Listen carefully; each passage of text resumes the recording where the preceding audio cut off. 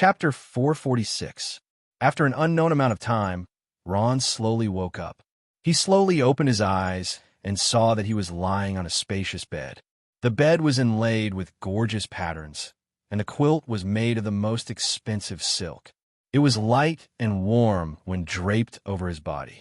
56-book room, the surrounding walls were full of luxurious decorations, and artistic murals were hung on the wall. In the closet on the other side, a fire was crackling, and the room was warm and cozy. Ron woke up, sat up, and looked around. From the environment here, it was definitely something that only nobles could enjoy. Looking at everything in front of him, Ron couldn't help but be stunned. What is this place?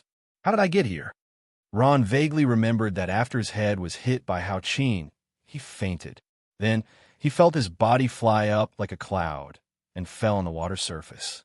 At that moment, he had a brief moment of clarity, but then he was sucked into the water by the strong suction force. He was dragged to the bottom of the lake. He struggled with all his might and finally floated to the surface. At that moment, he was already exhausted. Fortunately, he grabbed a piece of wood and floated to the sea along with it. Luckily, he was able to save his life.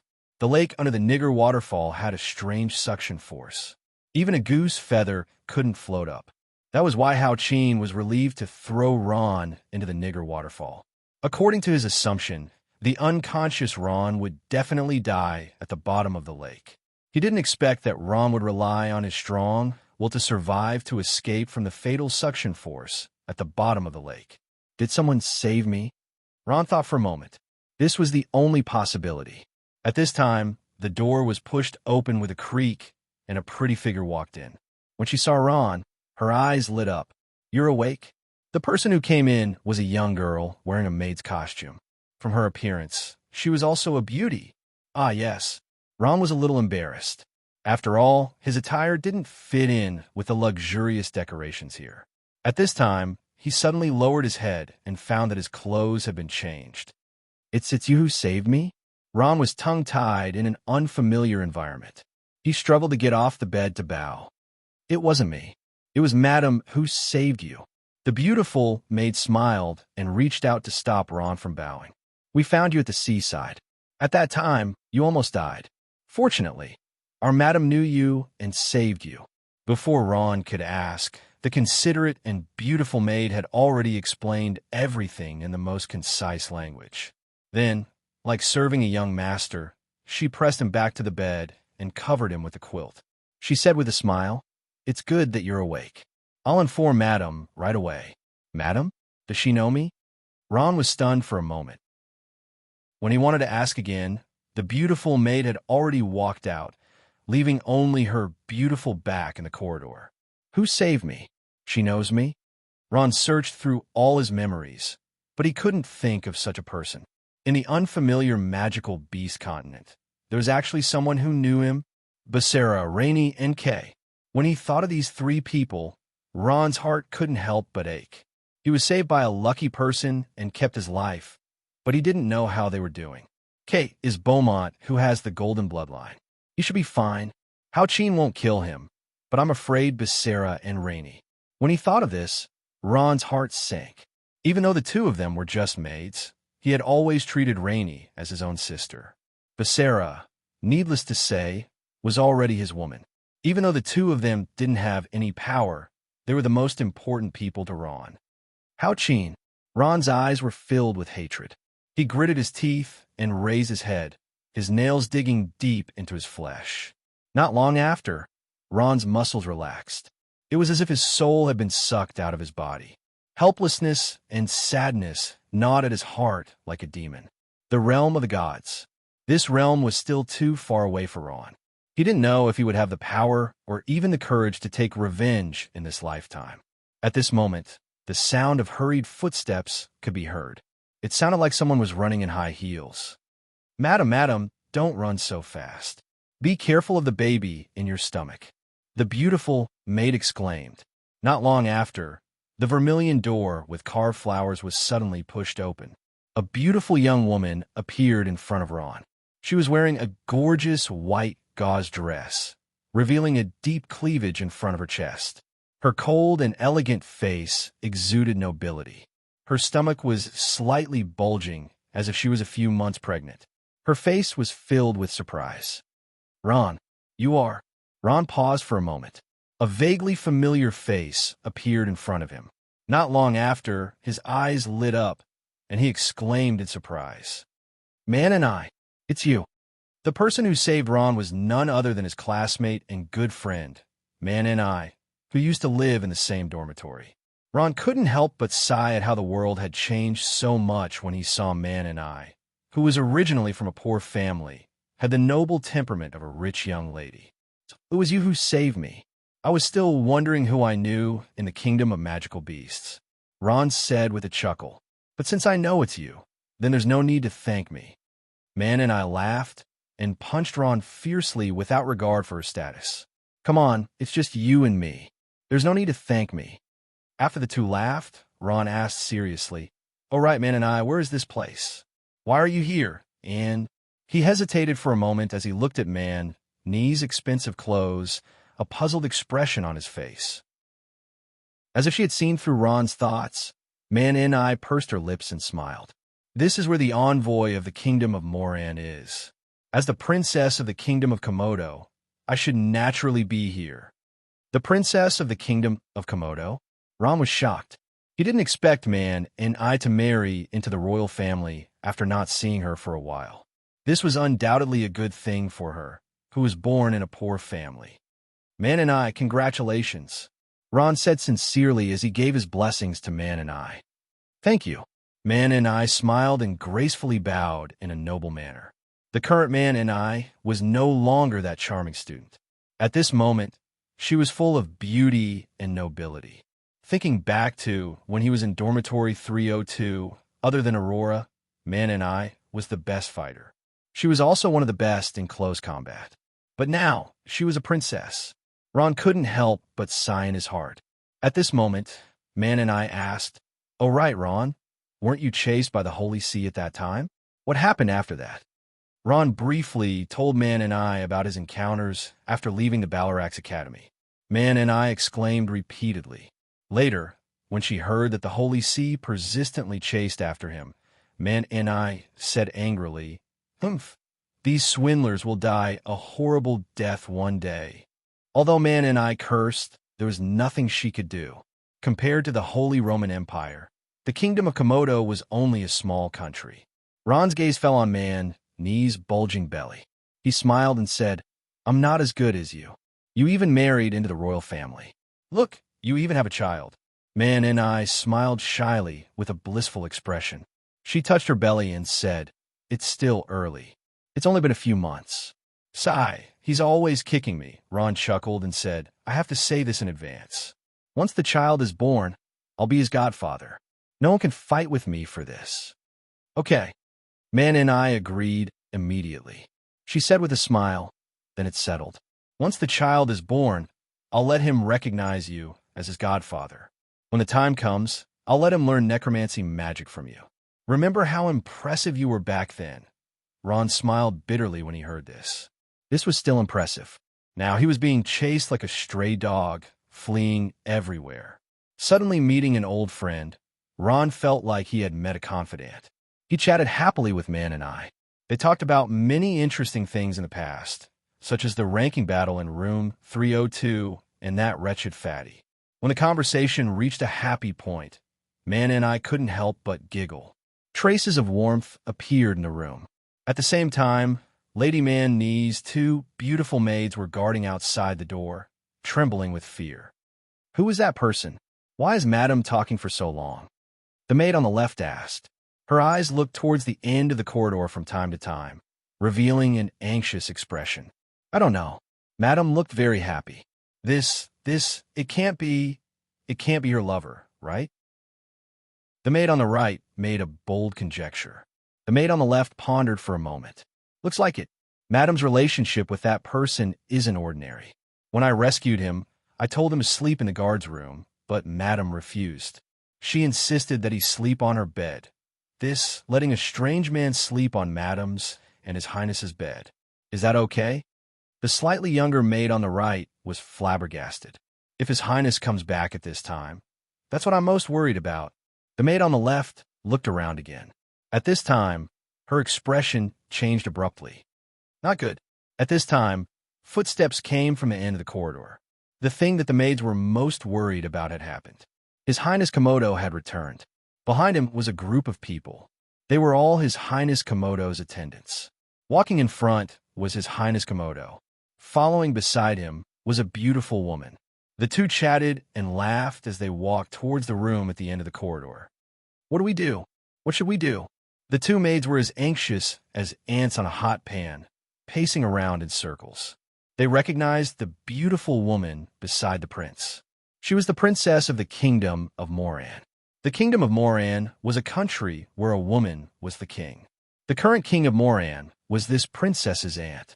Now that Princess Manny was chatting happily with Ron in the room, and the prince had returned with the princess of the Kingdom of Moran. If they didn't handle this well, it would definitely become an awkward diplomatic incident when they met. The worst thing was that the fellow called Ron was still sleeping on Madame's bed. Now, they wouldn't be able to clear their mouths. Once this matter spread, the prince's qualification as the heir would probably be lost. At this time, His Highness Komodo had already arrived at the door of the room and made an inviting gesture. I didn't expect Your Highness to take time out of your busy schedule to visit my wife. I'm deeply grateful for this. The princess smiled and waved her hand slightly. We're all on the same side. Your Highness doesn't need to be so courteous. Your country's princess is pregnant. As a princess, I should personally congratulate her. Your Highness, please. His Highness Komodo extended his hand. Your Highness. Chapter 447. This is... Her Highness glanced at Prince Komodo beside her. In the 56th library, Malashnikov was truly praised for his heroic deed of defeating a dragon. This was something that many other experts in the realm of the gods couldn't match up to. This heroic deed was destined to be admired by millions of people. Ron thought for a moment before asking. Then, where did sword god Malashnikov go? Did he die? No. Hera smiled. On the contrary, the water-type dragon that he defeated fell in love with him regardless of everything. In the end, the two of them got together and even got married. Sword god Malashnikov also became a foreign dragon. Foreign dragons? Ron was shocked. Yes. Hera nodded. Foreign dragons were creatures that were not dragons. After joining the dragons, they obtained the same rights as the dragons. These creatures included magical beasts, orcs, elves, and humans. However, orcs and elves who thought that they were powerful would not take the initiative to join foreign dragons. Thus, foreign dragons were mostly magical beasts and humans. Dragons were the pinnacle of existence in the Noah continent. No matter which country it was, when they saw a member of the dragons, they would treat them with the respect of a monarch. Foreign dragons also had the same rights. The status of a foreign dragon could only be bestowed by the leader of the dragons. Once bestowed, it represented the acknowledgement of the dragons of that person's status. It was extremely difficult to obtain the status of a foreign dragon. Even those who were related to the dragons would find it difficult to obtain this status. While Hera and Rom were chatting in front, Rum and Manny were whispering in the back. Rum said, Manny, don't you think that something is wrong with Her Highness Hera and Ron? Manny was confused. What's wrong with that? Rum frowned. Don't you think Her Highness Hera treats Ron too well? I don't think I saw them get so close when we were at the Balavax Academy. Manny was shocked. You're saying Her Highness Hera has fallen in love with Ron? Rum said that's possible. Look at the way Her Highness Hera looks at Ron. It seemed a little strange. Manny's eyes lit up. If that's the case, then it's really a good thing. Lonesome smiled. If Brother Ron can marry into the Moran Kingdom, it will be a good thing. The Queen of the Moran Kingdom, Hera's aunt, has plans to abdicate. She has no daughters, only 3 sons. According to the tradition of the Moran Kingdom, only women can inherit the throne. Looks like the next Queen of Moreland is a pornographic novel. Definitely not Hera. So if Ron marries Hera, he'll be the Queen's husband. Yes, Manny stood behind Hera and Ron with a faint smile on her face. Suddenly, she exclaimed softly, "What's wrong?" Rum asked. Chapter 448. Princess Hera walked along the long corridor with light steps. When she reached the end of the corridor, she gently knocked on the door. "Novel rankings, come in." A deep voice came from the room, indicating that she could enter. Hera pushed the door open, walked in, and gently closed the door. The room was very gloomy. Not only were the decorations in the room, even the curtains were drawn. It was broad daylight, but there was not a single ray of sunlight in the room. A small crack was gently opened on the windowsill to let in the sunlight. Even so, the room was still very gloomy. This atmosphere was suffocating. A middle-aged man sat quietly at the corner of the window. His gaze was fixed on the only ray of sunlight. He sat there motionlessly, holding a wine glass in one hand and gently swirling it. He was dressed in gorgeous clothes. His hair was long, and his face was full of stubble. The wine glass was empty, and he held it in one hand. His expression was dull. No one knew how long he had been in this position. This man was Hera's father, Pluto. He was also the brother of the current queen of the kingdom of Moran. Although he was of noble birth, Pluto did not have any noble title or position. He was just an ordinary person. He lived in the palace, but always locked himself in his room. The door was tightly shut, the curtains were drawn, and he did not communicate with anyone. He lived a dark life. Even so, no one in the kingdom of Moran underestimated him. This was because he had an extremely special identity, and this identity overshadowed all the noble titles in the kingdom of Moran.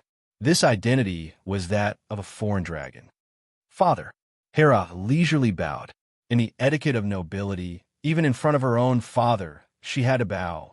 This was not entirely out of respect, but a habit formed over many years. Seeing Hera walk in, Pluto turned around and forced a smile on his face. "Hera, you're here." Hera nodded and slowly walked over. She tenderly caressed her father's chiseled face and sighed. "Father, you've gotten thinner." Pluto was a handsome man when he was young, but now he was only 40 years old. He looked as old as a 60-year-old man, and his body weighed less than 90 pounds. Pluto nodded and did not speak. Hera gently leaned her face against her father. "Father, are you thinking about Mother again?" Pluto's cloudy eyes flashed, and he slowly raised his head.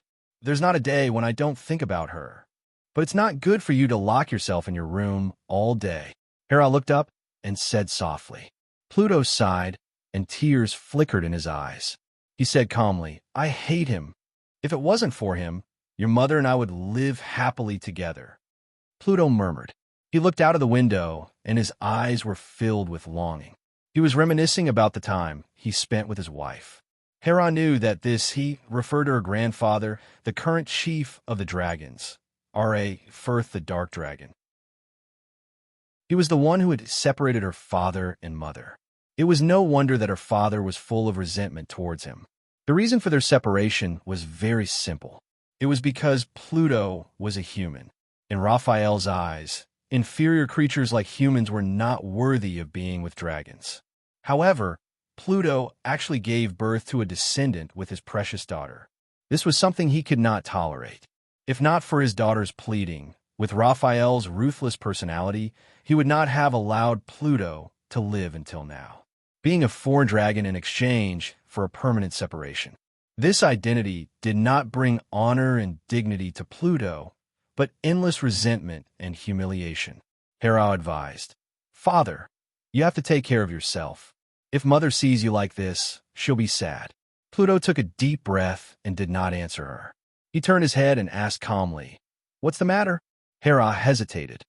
"His Highness the Komodo Prince and Princess have come to the Moran Kingdom. They want to see you." "I won't see them."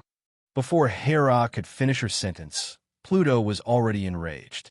He raised his voice and roared, "Do you think I don't know that they came to see me to gain political capital? Tell them that there's no way. I won't see them, and I won't see anyone. Hera, remember this. Don't bother me with these things in the future." Hera could only remain silent, as she looked at her father who was about to explode. She lowered her head and did not dare to talk back. Before she came, she had expected this outcome, but she could not stand the pleading of her classmates, Lonsim and Manny, so she clenched her teeth and agreed. This was a pornographic novel. Her heart was full of grievances, and she was about to cry. Looking at the aggrieved Hera, Pluto also felt that his words were a little harsh. Although he was angry, he should not have vented it on his daughter. Gently stroking his daughter's silky hair, Pluto said, "I'm sorry, my words may have been a little harsh, but you should know that I won't do anything with that identity. Not in the past, not in the future." Hera nodded. "I'm sorry, Father. I'll remember this." Pluto said, "All right, you can go now. Let Father be alone." Hera stood up, pulled up her skirt with her white, jade-like hands, and bowed. "Father, I'm leaving." With that, she turned and left. Pluto returned to his previous state, holding a wine glass in one hand and looking out the window quietly. Hera walked to the door of the room. She seemed to have remembered something and suddenly stopped in her tracks. She turned around and said, "Oh right, Father, there's one more thing." Pluto looked at the window as if he did not hear her. It did not move. Hera bit her lip. "I found someone who looks like Moody, but I can't be sure if it's him." Moody, the thin figure sitting on the chair, shook violently. He turned around with a trace of astonishment in his eyes. "Moody? What did you say?" "You found Moody? I can't be sure if it's him." Hera hesitated and said, "It's just a suspicion. They have the same black hair and black eyes, but there's one thing. When I first saw him, I felt that he looked very similar to you." Hera smiled. "When I first saw him, I sent him an invitation, but he didn't take it seriously. Now, he's come to the kingdom of Moran. You brought me a lot of Moodies over the years. Unfortunately, none of them are. They're either too old, or their backgrounds don't match." Pluto smiled. "Your elder brother Moody's was only a baby when he was taken away by Larfield. I'm afraid he's already 20 years old now. To be honest, even if Moody's stood in front of me now, I'm afraid I wouldn't recognize him." He paused for a moment. "Unless he can produce a keepsake. After R.A. Firth took Moody away when he was 1 year old, there had been no news of him. Pluto had sent people to look for him everywhere, but it was to no avail. God knew where R.A. Firth took him. If Hera hadn't been breastfeeding in her wife's arms at that time, she might have suffered the same fate. A defenseless baby might really be dead." Pluto sighed. He had completely lost hope in finding his biological son, Moody. R.A. Firth didn't seem like a soft-hearted person. Hera hesitated for a moment. "He's in the kingdom of Moran now and might leave soon. Father, do you plan to see him?" "No." Pluto shook his head. It was extremely painful for hope to turn into disappointment. In his current state, he couldn't take any more blows. "All right then." Hera's eyes were filled with disappointment. "I'll send him back." With that, she gently opened the door and prepared to leave. "Wait." At this moment, Pluto stopped her and asked, "You said that he's already here." "He's here. He's waiting outside," Hera said honestly. Pluto's face was full of hesitation.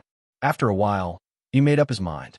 He took a deep breath and said, "Since he's here, let him come in and meet me." Pluto finally changed his mind. He missed Moody so much that he didn't want to let go of any opportunity. A smile finally appeared on Hera's face. "All right, I'll let him in now." Outside the gate of the Moran Palace, Lonsim and Manny were waiting anxiously, and Ron was also waiting. However, Ron was very curious. "Ramsim, why do you have to meet Hera's father? Haven't you already met Hera's aunt?" Ramsim laughed. "Ron, you don't understand these things. Being able to meet Pluto had a special meaning in itself. As a foreign dragon, he was regarded as a member of the dragon race. This was no different from meeting a dragon, even though Pluto would not do anything for them. If this matter were to reach their father's ears, it would be a different story." Ron shrugged. Although he didn't understand the meaning, he could more or less guess. However, he had never been interested in these things. At this moment, Hera quickly walked out. "Hera, Sister Hera." As soon as Hera came out, Ramsim and Manny quickly went up to her. Manny asked, "Sister Hera, how was it? Is Lord Pluto willing to meet us?" Hera shook her head. "I'm sorry, I've tried my best. My father doesn't agree to meet you. Sigh. Ramsim sighed deeply. His eyes were full of regret. Manny comforted him. Forget it, Your Highness. Don't take it to heart. Sister Hera has already helped us a lot. Manny knew that Hera had done a lot for Lansim to be able to meet the Queen of the Moran Kingdom. Otherwise, it would be impossible for a prince who wasn't even the heir of a small kingdom in the human world to be formally received. Ramsim said, "It's always a pity that I couldn't meet Lord Pluto after coming to the Moran Kingdom. Your Highness, Princess Hera, I hope you can convey my respect to him."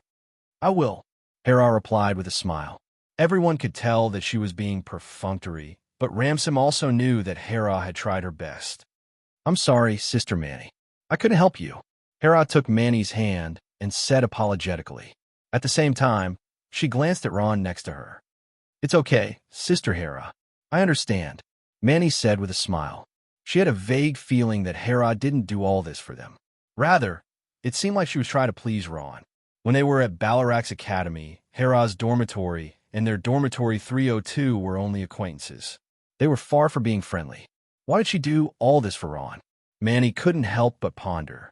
Could it be that she really liked Ron? Chapter 449. What? Rum and Manny couldn't believe their ears. Lord Pluto, a noble foreign dragon, actually wanted to meet Ron? For no reason at all. What was the reason for this? Ron was also stunned.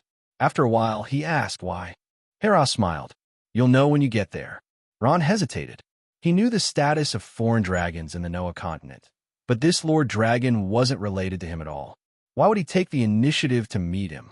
As if seeing Ron's hesitation, Hera smiled and said, "Ron, it's fine. My father doesn't mean any harm. He just wants to meet you." "Okay." Ron finally nodded. With his relationship with Hera, it wouldn't be good for him to refuse an elder's invitation. He agreed. Looking at Ron's back as he walked into the promenade, Rum's eyes were filled with envy. He really wanted to go in himself. At this moment, he turned around and asked Hera. He turned to Hera and asked, "Princess Hera, why does Lord Pluto want to meet Ron?" Hera smiled mysteriously and softly said, "It's a secret." Perhaps Hera had told him beforehand, but Ron walked in front of the guard. The guard only glanced at him before letting him in. Under the guard's guidance, they walked through the long corridor and came to a room. Ron hesitated for a moment before pushing the door open and entering. The room was very dark and even a little suffocating. The air was filled with a murky smell, mixed with a strong smell of alcohol. A middle-aged man sat by the window, staring out of the window. He didn't even notice Ron coming in. Ron also felt a little abrupt when he suddenly came in. He didn't know how to address the man in front of him. He even forgot to ask Hera for his name.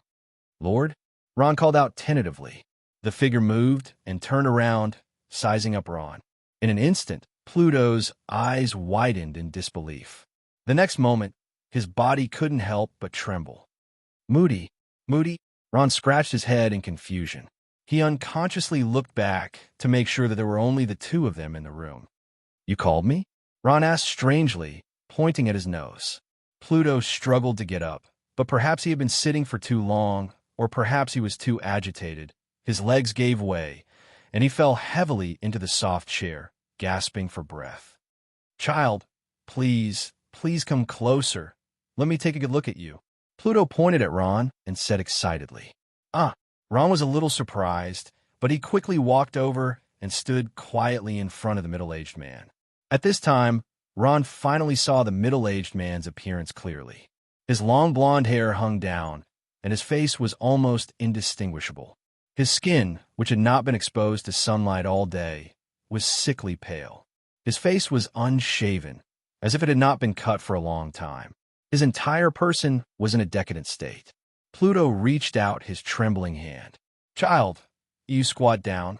Ron hesitated for a moment, then bent down.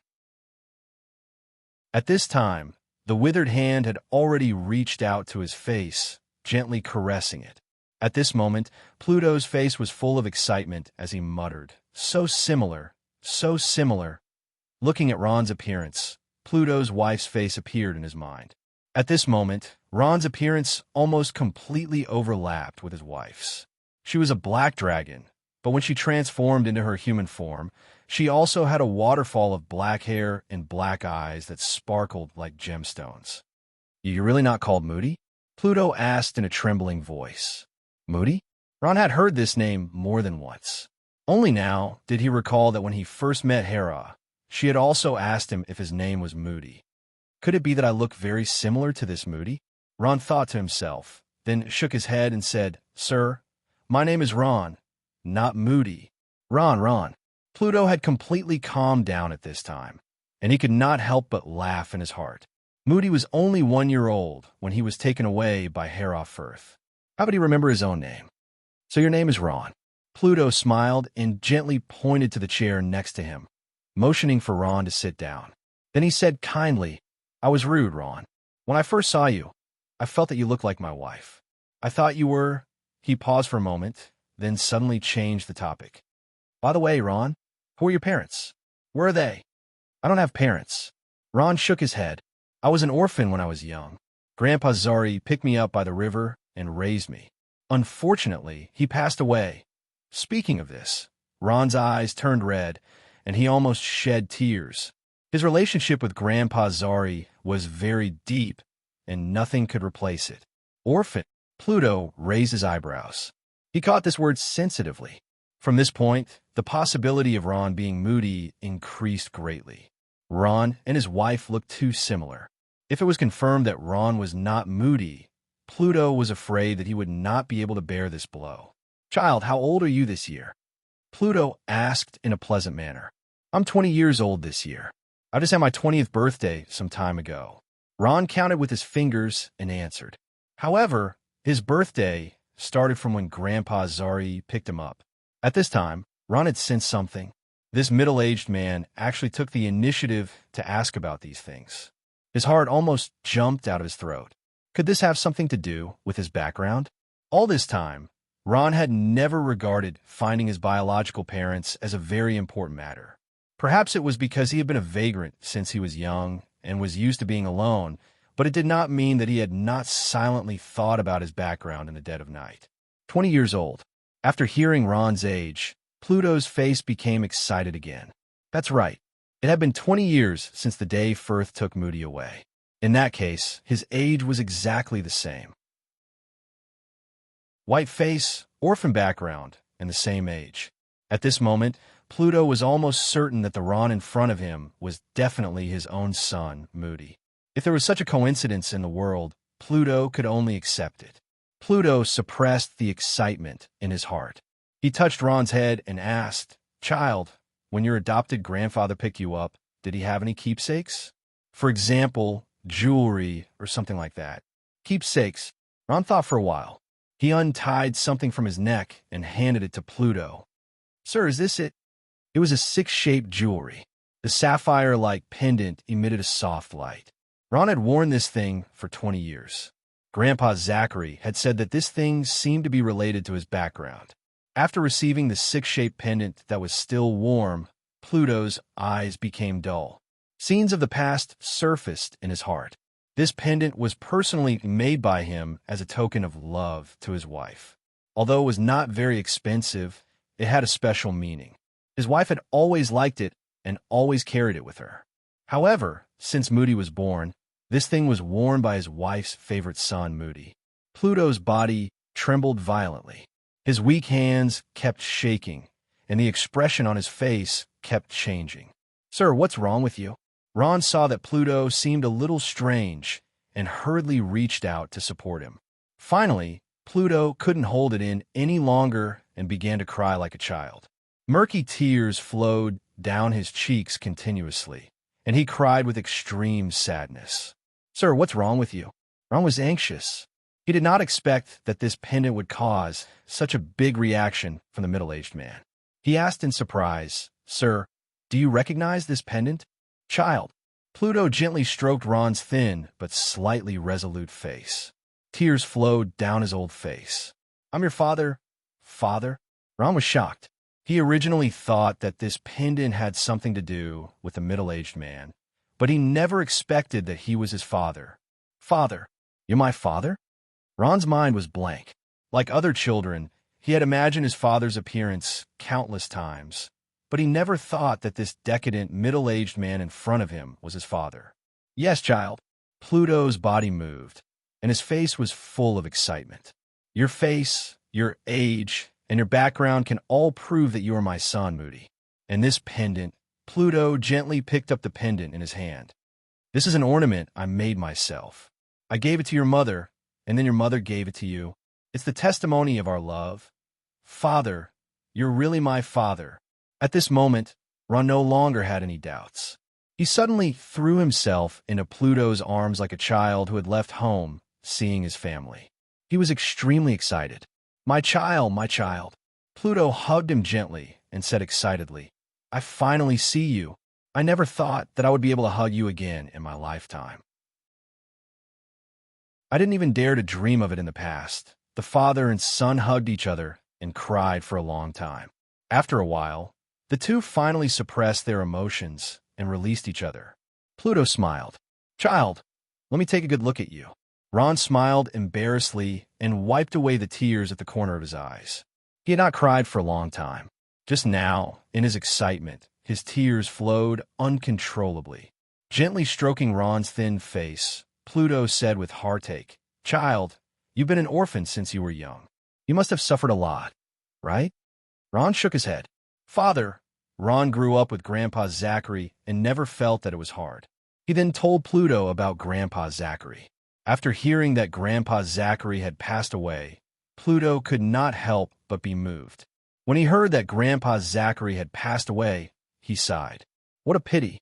If he was still alive, I would have brought him to the palace to enjoy a good life. Looking at his father's body that weighed less than 90 kilograms, Ron also felt a little distressed. He had too many questions. He did not know why his father had become like this. At this moment, he hesitated and asked, By the way, Father, where's my mother? Who is she? Please share. Chapter 450. Your mother. Pluto smiled faintly. Your mother's name is Bellis, a beautiful, noble, and powerful black dragon. You inherited that head of noble black hair from her. Pluto's hair was yellow, while Ron and Hera's hair was black. They all came from their mother, Black Dragon Bellis. What? Black Dragon? Ron's eyes were wide open. He had countless fantasies about his beautiful and benevolent mother, but he'd never dared to imagine that she was actually a magical beast, and a dragon at that. Ron was stunned at this moment. He wasn't particularly happy about this, but he wasn't particularly sad either.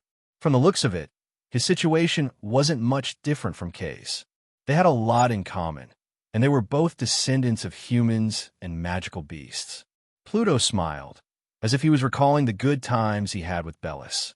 After recovering from his shock with great difficulty, Ron could only accept the fact, even though it was inconceivable. He lowered his head and thought for a while.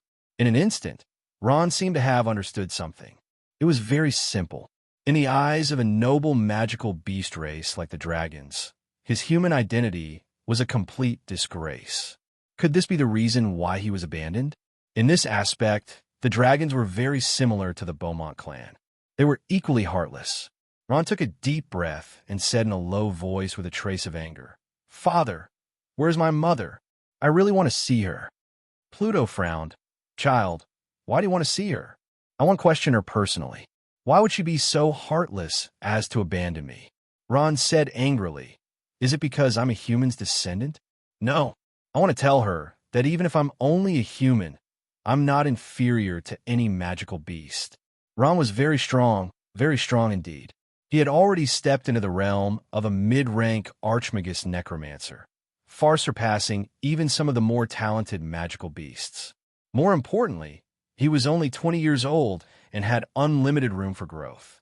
One day, he might even step into the sacred domain.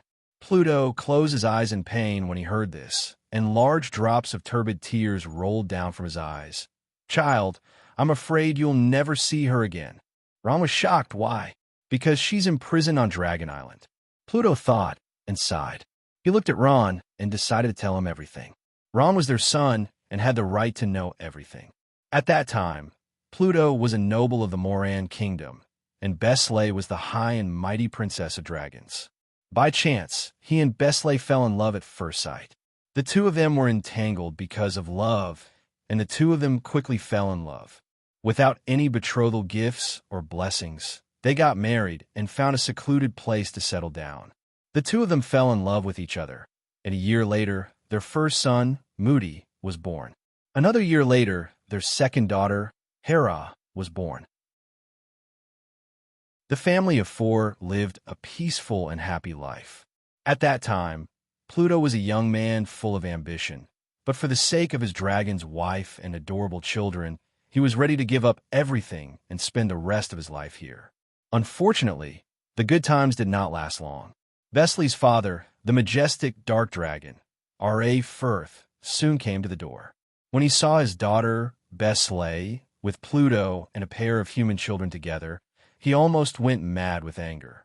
R.A. Firth, who was dizzy with anger, injured Pluto with just one move and snatched his son, Moody, from his hands, wanting to kill this bastard of a human. Under Bestley's pleading, R.A. Firth decided to spare the child's life, but the condition was that Bustling would never see her human husband for the rest of her life. Bustling had no choice but to agree to R.A. Firth's request. In fact, she was trapped on Dragon Island and was under house arrest. Raphael wasn't so kind as to spare Moody's life. Although he had promised his daughter, it didn't mean that he didn't have any resentment towards this lowly human. He would bring this human baby to an extremely remote place and casually throw him away, leaving him to fend for himself. This way, Raphael wouldn't be considered as breaking his promise. For a time, the beautiful family suffered a heavy blow, and Pluto almost went mad. When Bustling heard that her son, Moody, was missing and unknown whether he was alive or dead, she did not say a word and wanted to self-destruct together with Hera. That was the way dragons committed suicide. They could only use their own powerful strength to destroy their own sturdy bodies. R.A. Firth, who knew this news, was a little flustered and had no choice but to give in. First, to search for the missing Moody. Second, to let Pluto become a foreign dragon, but not to take a step into Dragon Island. Third, to guarantee Hera's life. Only then did the father and daughter compromise. However, although R.A. Firth promised to search for the missing Moody, he was extremely passive. Pluto went crazy and searched everywhere for his son, Moody. However, in the vast continent of Noah, it was easier said than done to find a lost baby. Pluto sent people to search everywhere for many years, but to no avail. And this Moody was Ron. At that time, he was crying loudly and was picked up by Grandpa Zachary. He grew up by Grandpa Zachary's side and became an ordinary vagabond. Then, he embarked on a rugged path of practicing necromancy magic. After listening to Pluto's narration, Ron finally understood the ins and outs of the matter. At this moment, he could not help but feel deep sorrow in his heart. As a human born into a magical beast family, his tragedy was already destined. Magical beasts did not have any humanity. They only needed the most outstanding offspring. Pluto took a deep breath, looked at Ron, and said quietly, "Moody, don't blame your mother. Although she's a magical beast, she has always been very good to you. She has never despised you for being a human." At that time, she had already done her best, Ron nodded. From Pluto's words, he could feel a strong sense of motherly love.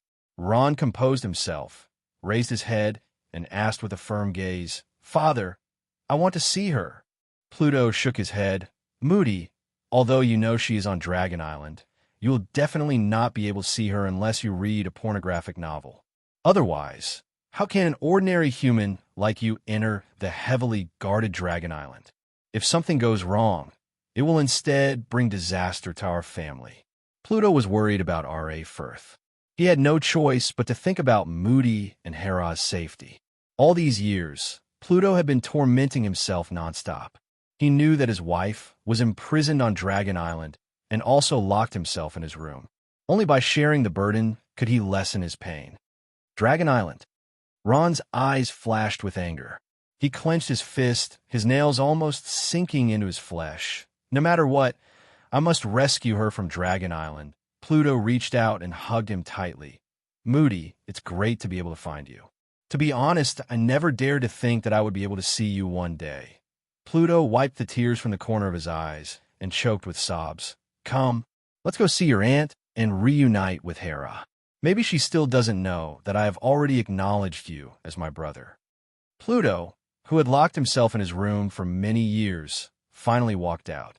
When he brought Ron to Hera, Lonsim, and Manny, everyone was stunned. After hearing about Ron's background, Lonsim and Manny couldn't help but sigh. It seemed that being born into a magical beast family that everyone envied wasn't a good thing if he was a human. Pluto brought Ron and Hera into the palace and met with her sister, the fifth daughter of the Moran kingdom, who was also Ron and Hera's aunt, and confessed everything. Queen Latte of the Moran kingdom immediately said that she would bestow upon Ron the title of the royal family of the Moran kingdom, allow him to live in the palace, and hold a grand banquet for several days as a welcoming ceremony for Ron to become a royal family. During the banquet, Pluto hinted several times for Ron to change his name back to the previous name of Moody, but Ron refused. This name was given by Grandpa Zachary, and he wouldn't change it no matter what. Seeing that Ron was so insistent, Pluto could only give up. Your Highness Ron, let me toast to you. At the grand banquet held in the Moran Palace, Lonsim drank until his face and ears were red. He held a wine glass in his hand and sighed. Things changed so quickly. In the blink of an eye, you went from a commoner to the prince of the Moran kingdom. Ron didn't care much for the title of Your Highness and said with a faint smile, It's nothing. I'm still me. I can't change into the appearance of prince. Langsim smiled and clinked his glass with Ron's. The two of them drank the wine in one gulp. I'll be leaving tomorrow, Lonsim said with a smile. At this time, a beautiful maid passed by him. Seeing that his glass was empty, she poured wine for him and also poured a glass for Ron. The beautiful maid looked at Ron with a passionate gaze. Tonight, he was the star of the show. So soon, Ron couldn't help but feel a little disappointed. It's rare for you to come here. Why don't you stay for a few more days? Lonsim smiled. This time, he came here to see Queen Moran and Lord Pluto. He had already achieved his goal, and there was no point in staying any longer. He was the prince of the kingdom of Komodo. After returning to his country, he had more things to deal with, and he had to face the fierce competition of his brothers. Ron smiled and nodded. Then I won't delay you. When are you leaving? I'll send you off. At this time, Manny walked over slowly with Hera's arm in her hand. She was very happy today, and her face was red as if she had drunk a lot of wine. Lonsim walked up and asked with a reproachful and concerned tone, Why did you drink so much? You don't even care about the child in your belly. Manny smiled. It's just this time, Your Highness. I'm really happy today. With that, she walked towards Ron leisurely and raised her wine glass with a charming smile.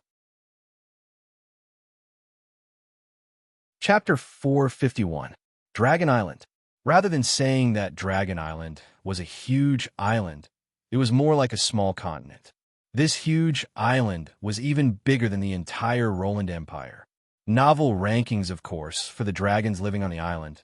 This was just a huge island. Fairy dragon Frigga walked slowly along the long corridor. This wide corridor extended along the mountain-like terrain, looking magnificent and spectacular. Today, she was wearing a long white dress. When a gentle breeze blew, the long dress danced in the wind, fluttering in the wind. It set off her beautiful face, making her look like a fairy. Suddenly, Frigga stopped. In her line of sight, a figure appeared. So, it's you, Ranarier, Frigga said faintly. She recognized the person. Standing in front of Frigga was a handsome young dragon, Ranarier of the Flame Dragon clan. He was 7 or 8 years older than Frigga, a level 15 magical beast with the strength of the sacred domain.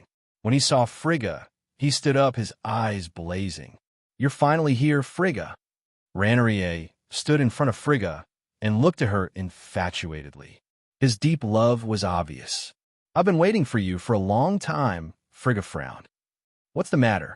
Swish, like magic, A large bouquet of flowers appeared in Raneria's hand. At the same time, he knelt down and said in a hoarse voice, "Frigga, I love you. Please marry me." Fairy Dragon Frigga's face did not change when she saw the large bouquet of flowers suddenly appear in front of her. She smiled slightly, sniffed gently, and said indifferently, "The flowers are not bad. I'll accept it, but Ranerie, I can't accept your love." After saying that, she took the flowers. Why? Ranerie felt as if his heart had been struck by something. He felt sour and spicy at the same time. He stood up and asked fiercely, "Why? Frigga, why can't you accept my love?" Ranerie's face showed an extremely unwilling expression. "Among my peers, I am the strongest. Yes, I can't compare to you. I have already stepped into the divine realm at such a young age, but I have also been working hard. I am now a level 15 magical beast. Perhaps in the near future, I will be like you and become a powerful magical beast in the divine realm. Why? Why do you refuse to give me even the slightest chance?" Ranerie shouted loudly. He was usually gentle and elegant, but he lost his demeanor in front of Frigga. Frigga smiled faintly. Her white and tender arm brushed the hair on her forehead that was messed up by the wind, revealing a myriad of amorous feelings. "Your strength has nothing to do with me. This is not a reason for me to accept your love. Besides, you seem to have forgotten that I once told you that I am already engaged." Engaged? When Ranerie heard this, his blood rushed to his head. He was so angry that he almost vomited blood. Engaged. Engaged. F***CK the engagement. This is all an excuse. Frigga, we grew up together. Don't you know my feelings for you? Now you're telling me that you are engaged to a person you have never seen before, who may be dead. Ranerie said bitterly. Moreover, he is a lowly human. Frigga, are you ready to accept a human as your husband? You can think whatever you want, but this is indeed the truth. Frigga smiled faintly. Her gaze suddenly became serious. Please move aside. I want to see Aunt Bellis. Ranerie panted heavily, his chest rising and falling rapidly. His blood-red eyes stared fixedly at Frigga, revealing an extremely unwilling expression. He hated it. He hated the noble fire wyvern like himself could not compare to a dead human in Frigga's heart. This made him extremely angry. If it was someone else who owned the dragon's pornographic novel, as a clan leader, he would have already forced himself on them. However, he did not dare to touch Frigga. Firstly, Frigga was stronger than him. Secondly, Frigga was the same as him. She was the vice-clan leader of the dragons and ranked above him. This made him not dare to have any frivolous thoughts towards her. Ranerie moved his lips, but in the end, he did not say anything. He silently retreated to the side and opened up a path. Goodbye. Frigga smiled faintly and said this sentence before walking past him. Looking at Frigga's graceful figure after she left, Ranerie's eyes revealed a resentful gaze. He fiercely gritted his teeth and secretly swore in his heart, "I will have you one day, one day." After walking far away, Frigga looked at the flowers in her hand and a trace of disgust appeared in her eyes. This fellow is getting more and more impudent. Frigga shook her head. She casually flung the flowers down from the high corridor. Countless petals scattered, just like Ranerie's heart shattered. To be honest, Frigga did not want to accept Ranerie's flowers. It was just that the two of them knew each other when they were young and did not want to embarrass him too much. Frigga's footsteps did not stop and soon disappeared at the end of the corridor. In the huge and luxurious palace, under the setting sun, a beautiful figure stood in the corridor. That was a middle-aged woman, but she had the beautiful figure of a young woman. Under the afterglow of the setting sun, a long shadow was drawn out. The black-haired woman was wearing a black silk robe. Her smooth and silky black hair hung down like a waterfall. Her pair of charming eyebrows were tightly knitted as she quietly looked into the distance. Her black eyes were as bright as the stars. After standing for an unknown period of time, the black-haired woman finally retracted her gaze and quietly sighed. "Miss," just at this moment, a voice sounded and interrupted the black-haired woman's chaotic thoughts. A skinny old woman walked over and stood behind her before bowing deeply. The black-haired woman turned her head, and her black eyes indifferently glanced at the old woman. She slowly opened her mouth and said, "Sharon, is there any good news?" That old woman called Sharon said with shame, "I'm sorry, Mississippi. I've been out for a year and have traveled all over the human world. I visited almost every family that adopted a child, but I still haven't found young Master Moody." This woman was Ron's female black dragon relative, Bellis. She had the strength of a wyvern and was a fifth-grade magic beast. All these years, she had always kept her promise and did not take a step out of Dragon Island. However, she sent her most loyal servant, Sharon, to search for her son. Of course, there was still no news of him until now. They did not know that Ron had already returned to his father, Pluto, and was still searching aimlessly. And far away in the kingdom of Mullen, how could Pluto not want to share this good news with his wife? But he had no way to pass the news to Dragon Island. Yes. Hearing Sharon's words, a trace of disappointment flashed through Bellis' eyes. She had been disappointed too many times over the years. Slightly sighing, Bellis turned around and quietly looked at the setting sun. A trace of something sparkling appeared in her beautiful pitch-black eyes. Neither of them spoke, and just like that, they remained silent. "Miss," Sharon asked tentatively, "it's been so many years. I think young Master Moody might be no longer in this world. Do I still need to continue searching?" "Continue searching," Bellis said resolutely without thinking. "No matter how long it takes, as long as I'm still in this world, I will definitely find him." Perhaps because Bellis was in a bad mood, her tone was a bit stiff. "Yes, miss." Seeing Mrs. Insistence, Sharon did not say anything and sighed slightly. "I'm sorry, I didn't mean it." Bellis also felt that her tone was too harsh. She looked at Sharon apologetically and said, all these years, she had been under house arrest on Dragon Island. The only way to communicate with the outside world was through Sharon. Sharon was a winged dragon bird, also belonging to the dragon race. She was a level 12 magic beast. She was Miss Bellis' maid and watched her grow up. Hearing this, Sharon hurriedly waved her hand and said, "Miss, there's no need to apologize. It's my duty to work for Mississippi. As long as Miss says the word, I'm willing to go anywhere." Bellis smiled. "Sharon, you've worked hard all these years." She paused and asked hesitantly, "By the way, have you gone to see him?" This him referred to Bellis' husband, Pluto, Prince Pluto of the Moran Kingdom. With his status, he should be a prince, but he did not accept. "A few months ago, when I passed by the Moran Kingdom, I saw him once." Sharon nodded. Bellis' heart trembled, and a look of concern appeared on her face. How is he now?" "He's still the same." Sharon sighed. "He locks himself in his room all day long and tortures himself. He said, he wants to share your joys and sorrows. When you're locked up, he has to suffer the same fate. It's my fault." Bella's tears suddenly gushed out, and she let them fall silently. She said in a choked voice, "I should have foreseen this. If it weren't for me, he would have been better off."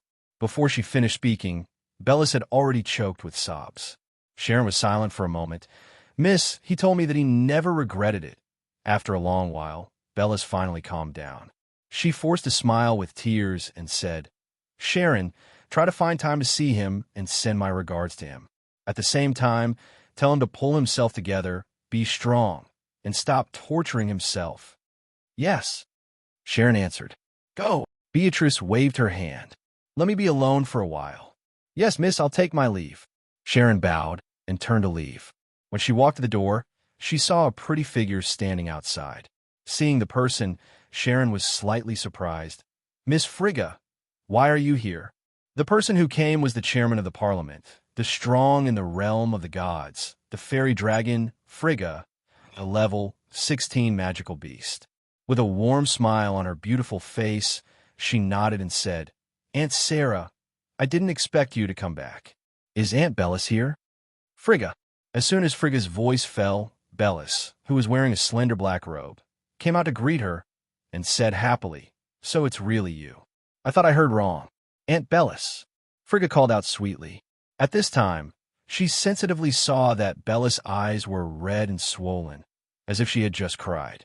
Bella smiled embarrassedly and said to Sharon, "You can go. I have something to discuss with Frigga." Chapter 452. Aunt Bellis, are you thinking of Uncle Pluto and Moody again? After Sharon left, Frigga quickly walked up to Aunt Bellis and enthusiastically held her arm, helping her to a chair to sit down. A passionate feast of pictures. At this moment, Frigga was like a happy little bird, without the slightest trace of the calm demeanor of the chairman. Although they were both dragons, Frigga had been an orphan since she was young. Fairy dragons were originally a rare race among dragons. When her mother died, she was the only fairy dragon left. The world of magical beasts was also realistic, and dragons were no exception. It was not a new thing for members of the same race to turn against each other. When Frigga was young, she did not show any outstanding talent, so she was bullied and ostracized by other dragons. At this time, it was the powerful black dragon Bellis who took her in and raised her like a daughter. In Frigga's heart, Bellis was not only like a mother, but also like an older sister. The two of them talked about everything. So even though Frigga had stepped into the divine territory and become the chairman, she, who killed decisively outside, was as intimate as a daughter in front of Bellis. Yes, Bellis sighed. I don't know how they are. Your Uncle Pluto makes me very worried and moody. Haven't you found him yet? Frigga asked with concern. No, Bellis sighed. All these years, your Aunt Sarah has been looking for him, but unfortunately, she hasn't found him yet. Frigga thought for a moment. If I'm not wrong, Lord R.A. Firth seemed to have brought Moody to the human world at that time. At that time, I followed behind, but his speed was too fast, and I couldn't catch up at all. In terms of direction, it should be the human world. Speaking of R.A. Firth and Firth, both of them were rather helpless. Although the Black Dragon R.A. Firth had stepped down as the chairman of the Parliament of the continent of Noah and was replaced by Frigga, and he was the deputy chairman, he had always been the leader of the dragons, and Frigga was the deputy chief. He had always been in charge of the affairs of the dragons, and regarding this matter, Frigga could not interfere. Bellis sighed. Sharon just returned from the human world, and she told me that she didn't find him. Bellis said with a sad expression. Frigga could only remain silent. She did not know how to comfort Aunt Bellis, who had lost her son. She moved her lips and said hesitantly, Maybe Moody he know. At this time, Bellis raised her head, and there was a trace of firmness in her eyes. Maybe it's my intuition as a mother, but I always feel that my son Moody is still alive in this world. That day, I had a dream. I dreamed that a young man was walking on a road full of thorns. Bellis said faintly, On that path full of thorns, he walked with incomparable difficulty. The surrounding thorns cut his clothes and pierced his skin. His entire body was covered in blood and wounds. Every step he took left behind a pool of blood, but he still gritted his teeth and continued to move forward. His eyes were filled with an unyielding belief. This stubborn personality is very similar to mine. I knew that was my son. I could tell at a glance that he was my son Moody. Bellis sighed. I wanted to hug him, but he walked further and further away. I shouted at him, but he couldn't hear me. At that moment, my heart was broken. I woke up, only to find that my pillow was soaked. Frigga sighed, gently pulled her, and comforted her. Aunt Bellis, don't be too sad. Moody is blessed by the heavens. He will be fine. The two of you, mother and son, will definitely meet each other one day. Definitely. Bellis wiped the tears from the corners of her eyes, and her face was full of determination. At this time, Frigga thought of Moody when he was a child, and a smile appeared on her face. At that time, Frigga was a few years older than Moody. She was still a little girl who sniffled and followed Bellis all day, tugging at the corner of her clothes. When Bellis and Pluto lived in seclusion, she was also by their side like a little sister. When the two of them were not around, she took on the task of taking care of little Moody. She carried little Moody, who was more than 1 year old, and ran all over the mountains. With your words, I am relieved. Bellis breathed a sigh of relief, wiped the tears from the corners of her eyes, and smiled. When you were 5 years old, Moody was still around. You even kissed him at that time. Suddenly, she rolled her eyes and smiled. Ah, I remember now. At that time, you also said that you would marry him when you grew up. Ah, Frigga's face flushed when she heard that. Did I really say that?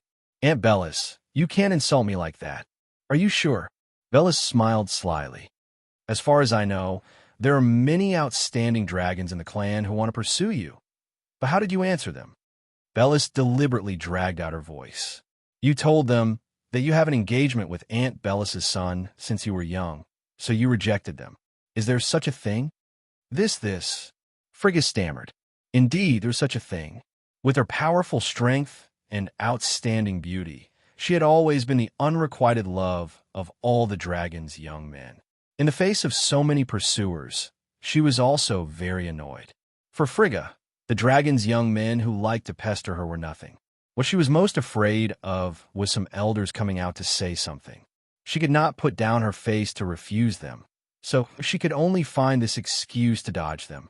The dragons were powerful in the Black Dragon clan, and Aunt Bellis supported her unconditionally. With this, all the voices of doubt disappeared. As for the engagement, her son had not been found, right? Frigga's caution was seen through by Aunt Bellis on the spot. At this moment, she could only feel her pink face burning. She wanted to find a hole to hide in. Looking at the embarrassed Frigga, Bellis smiled. Don't worry, Frigga.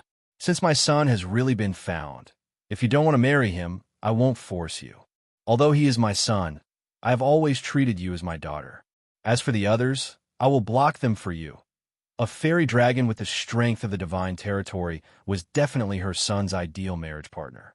However, her son was only a human and was not worthy of her. Naturally, Bellis was very clear about this in her heart. Childhood jokes could not be used as a condition for marriage.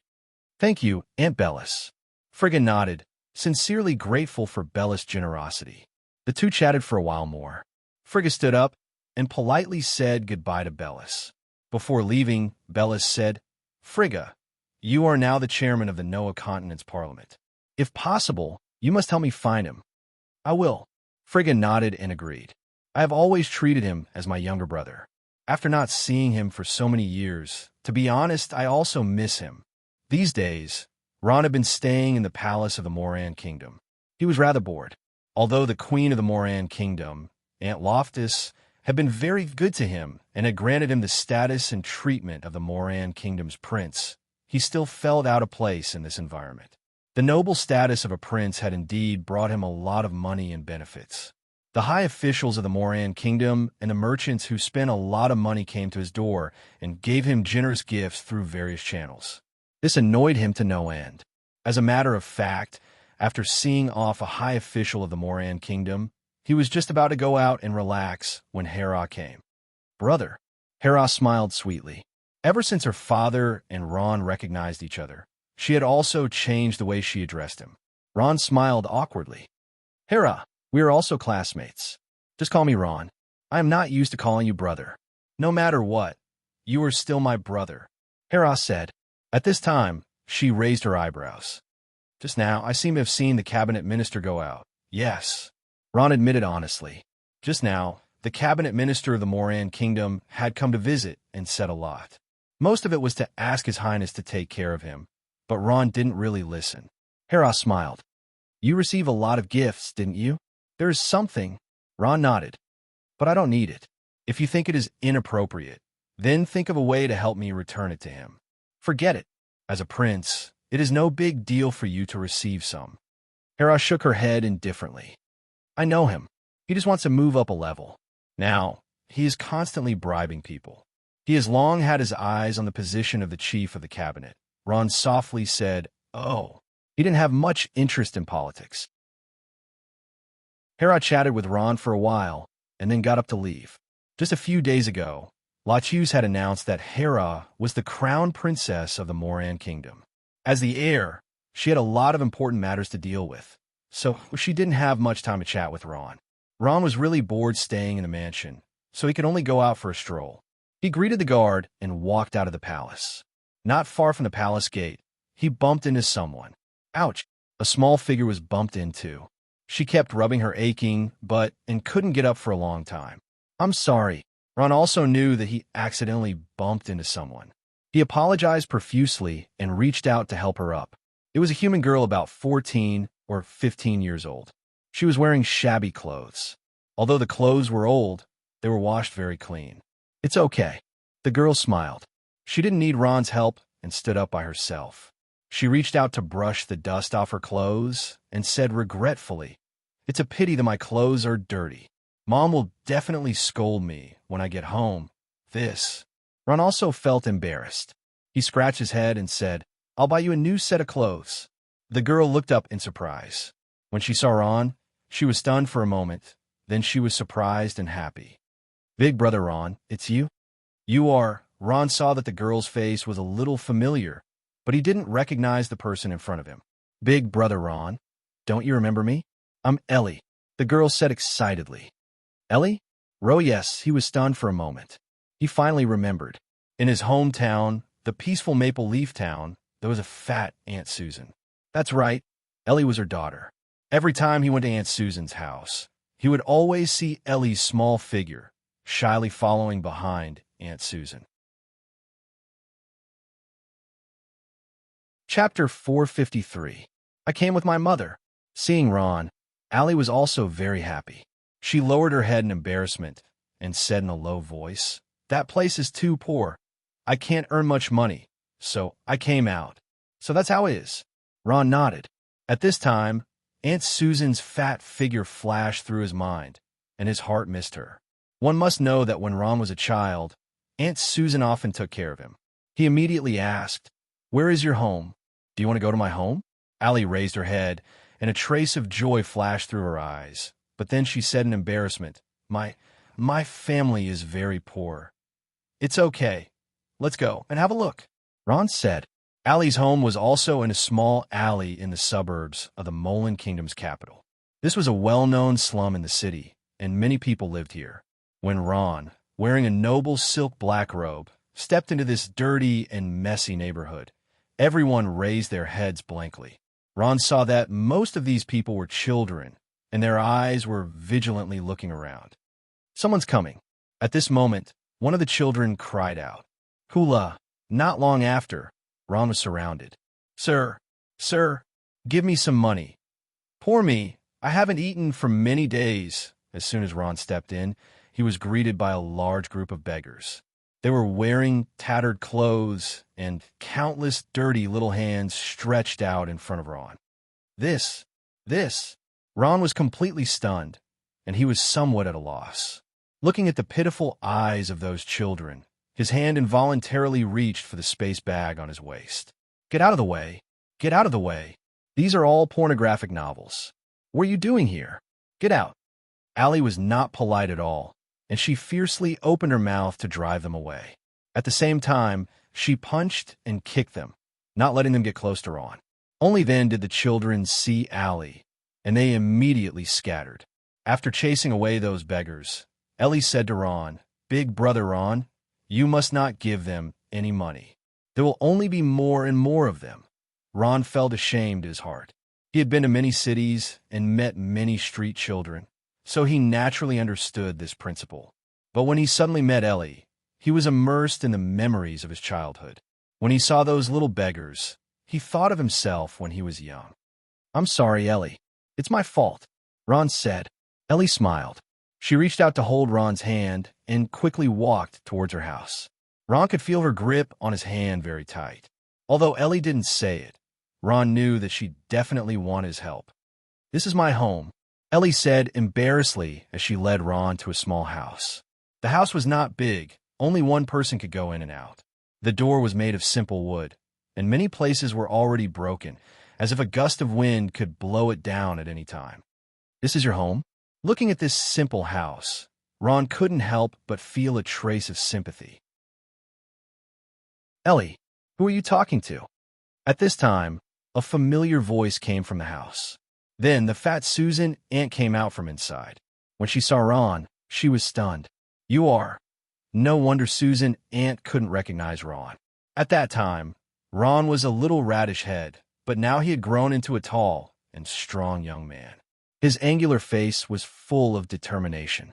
But Ron recognized Susan Ant at a glance. Years of wind and frost had already left traces on her face. The corners of her eyes were covered with crow's feet.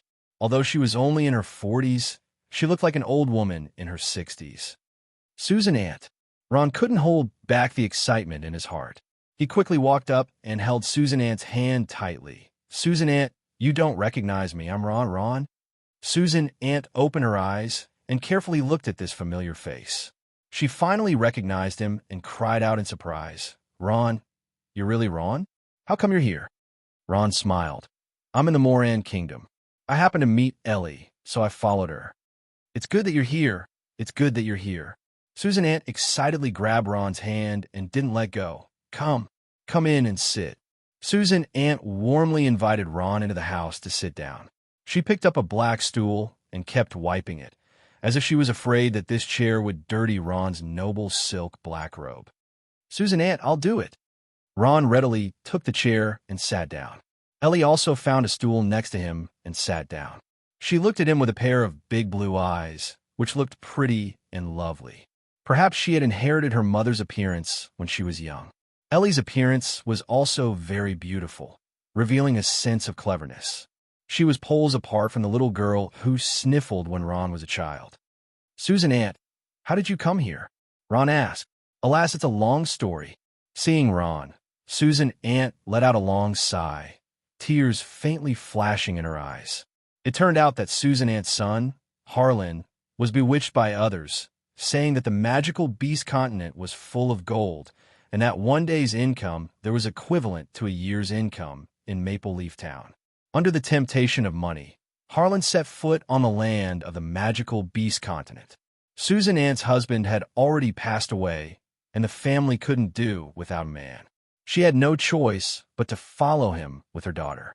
To be honest, the magical beast continent was indeed full of gold, and there were indeed more opportunities to make money than in Maple Leaf Town. Harlan only knew a little carpentry, and his income here was not bad. As long as he worked for a few years, it was reasonable to say that he could go home and build a big house and also get a beautiful wife. This was something that he didn't even dare to think about before. Unfortunately, the good times didn't last long. Disaster befell this unfortunate family. One day when Harlan finished his work and went home, he was attacked by a magical beast and died on the spot. After learning the news, Susan Ant and Ellie almost fainted from crying. Their family came to the magical beast continent to make money with dreams, but they got such a result. What was the use of money when people were gone? Later, the murderer was caught, but unfortunately, there was no way to put him on trial because the other party was a magical beast and was not subject to the laws formulated by humans. What was even more infuriating was that the magical beast admitted that the main reason for attacking Harlan was only because Harlan had looked at him more than once. Having lost the only pillar of the family, Susan Ant and Ellie could only live in a slum. This was a place where even the poorest people could afford to live. The two of them depended on each other for survival. They only lived for one goal, and that was to leave here and return to the human world. After Susan Ant finished speaking, she fell into a long silence, and Ellie on the side couldn't help but sob in a low voice. Ron also sighed. What are you going to do? Go back. Susan Ant and Ellie said in unison. Susan Ant nodded. We also want to go back to Maple Leaf Town, but unfortunately, for Harlan's matter, we spent almost all our money, and now we don't even have the travel expenses to go back. Ron understood. He decided to help these two people who had been stranded in a foreign land. He reached out to the space bag at his waist and took out a large number of gold coins, no less than thousands, and put them on the table. Do you think this is enough? Enough. Enough. Susan Ant was so excited that she trembled. She had never seen so much money even in her dreams. 1,000 gold coins were enough to escape from this hell-like magical beast continent, and the remaining money could help them go back and live a good life. Ellie said, Brother Ron, this money is too much. You should take some back. Ron said with a smile, It's okay. You can take it. At this moment, the shabby wooden door was suddenly kicked open. A large group of people suddenly rushed in with a whoosh sound.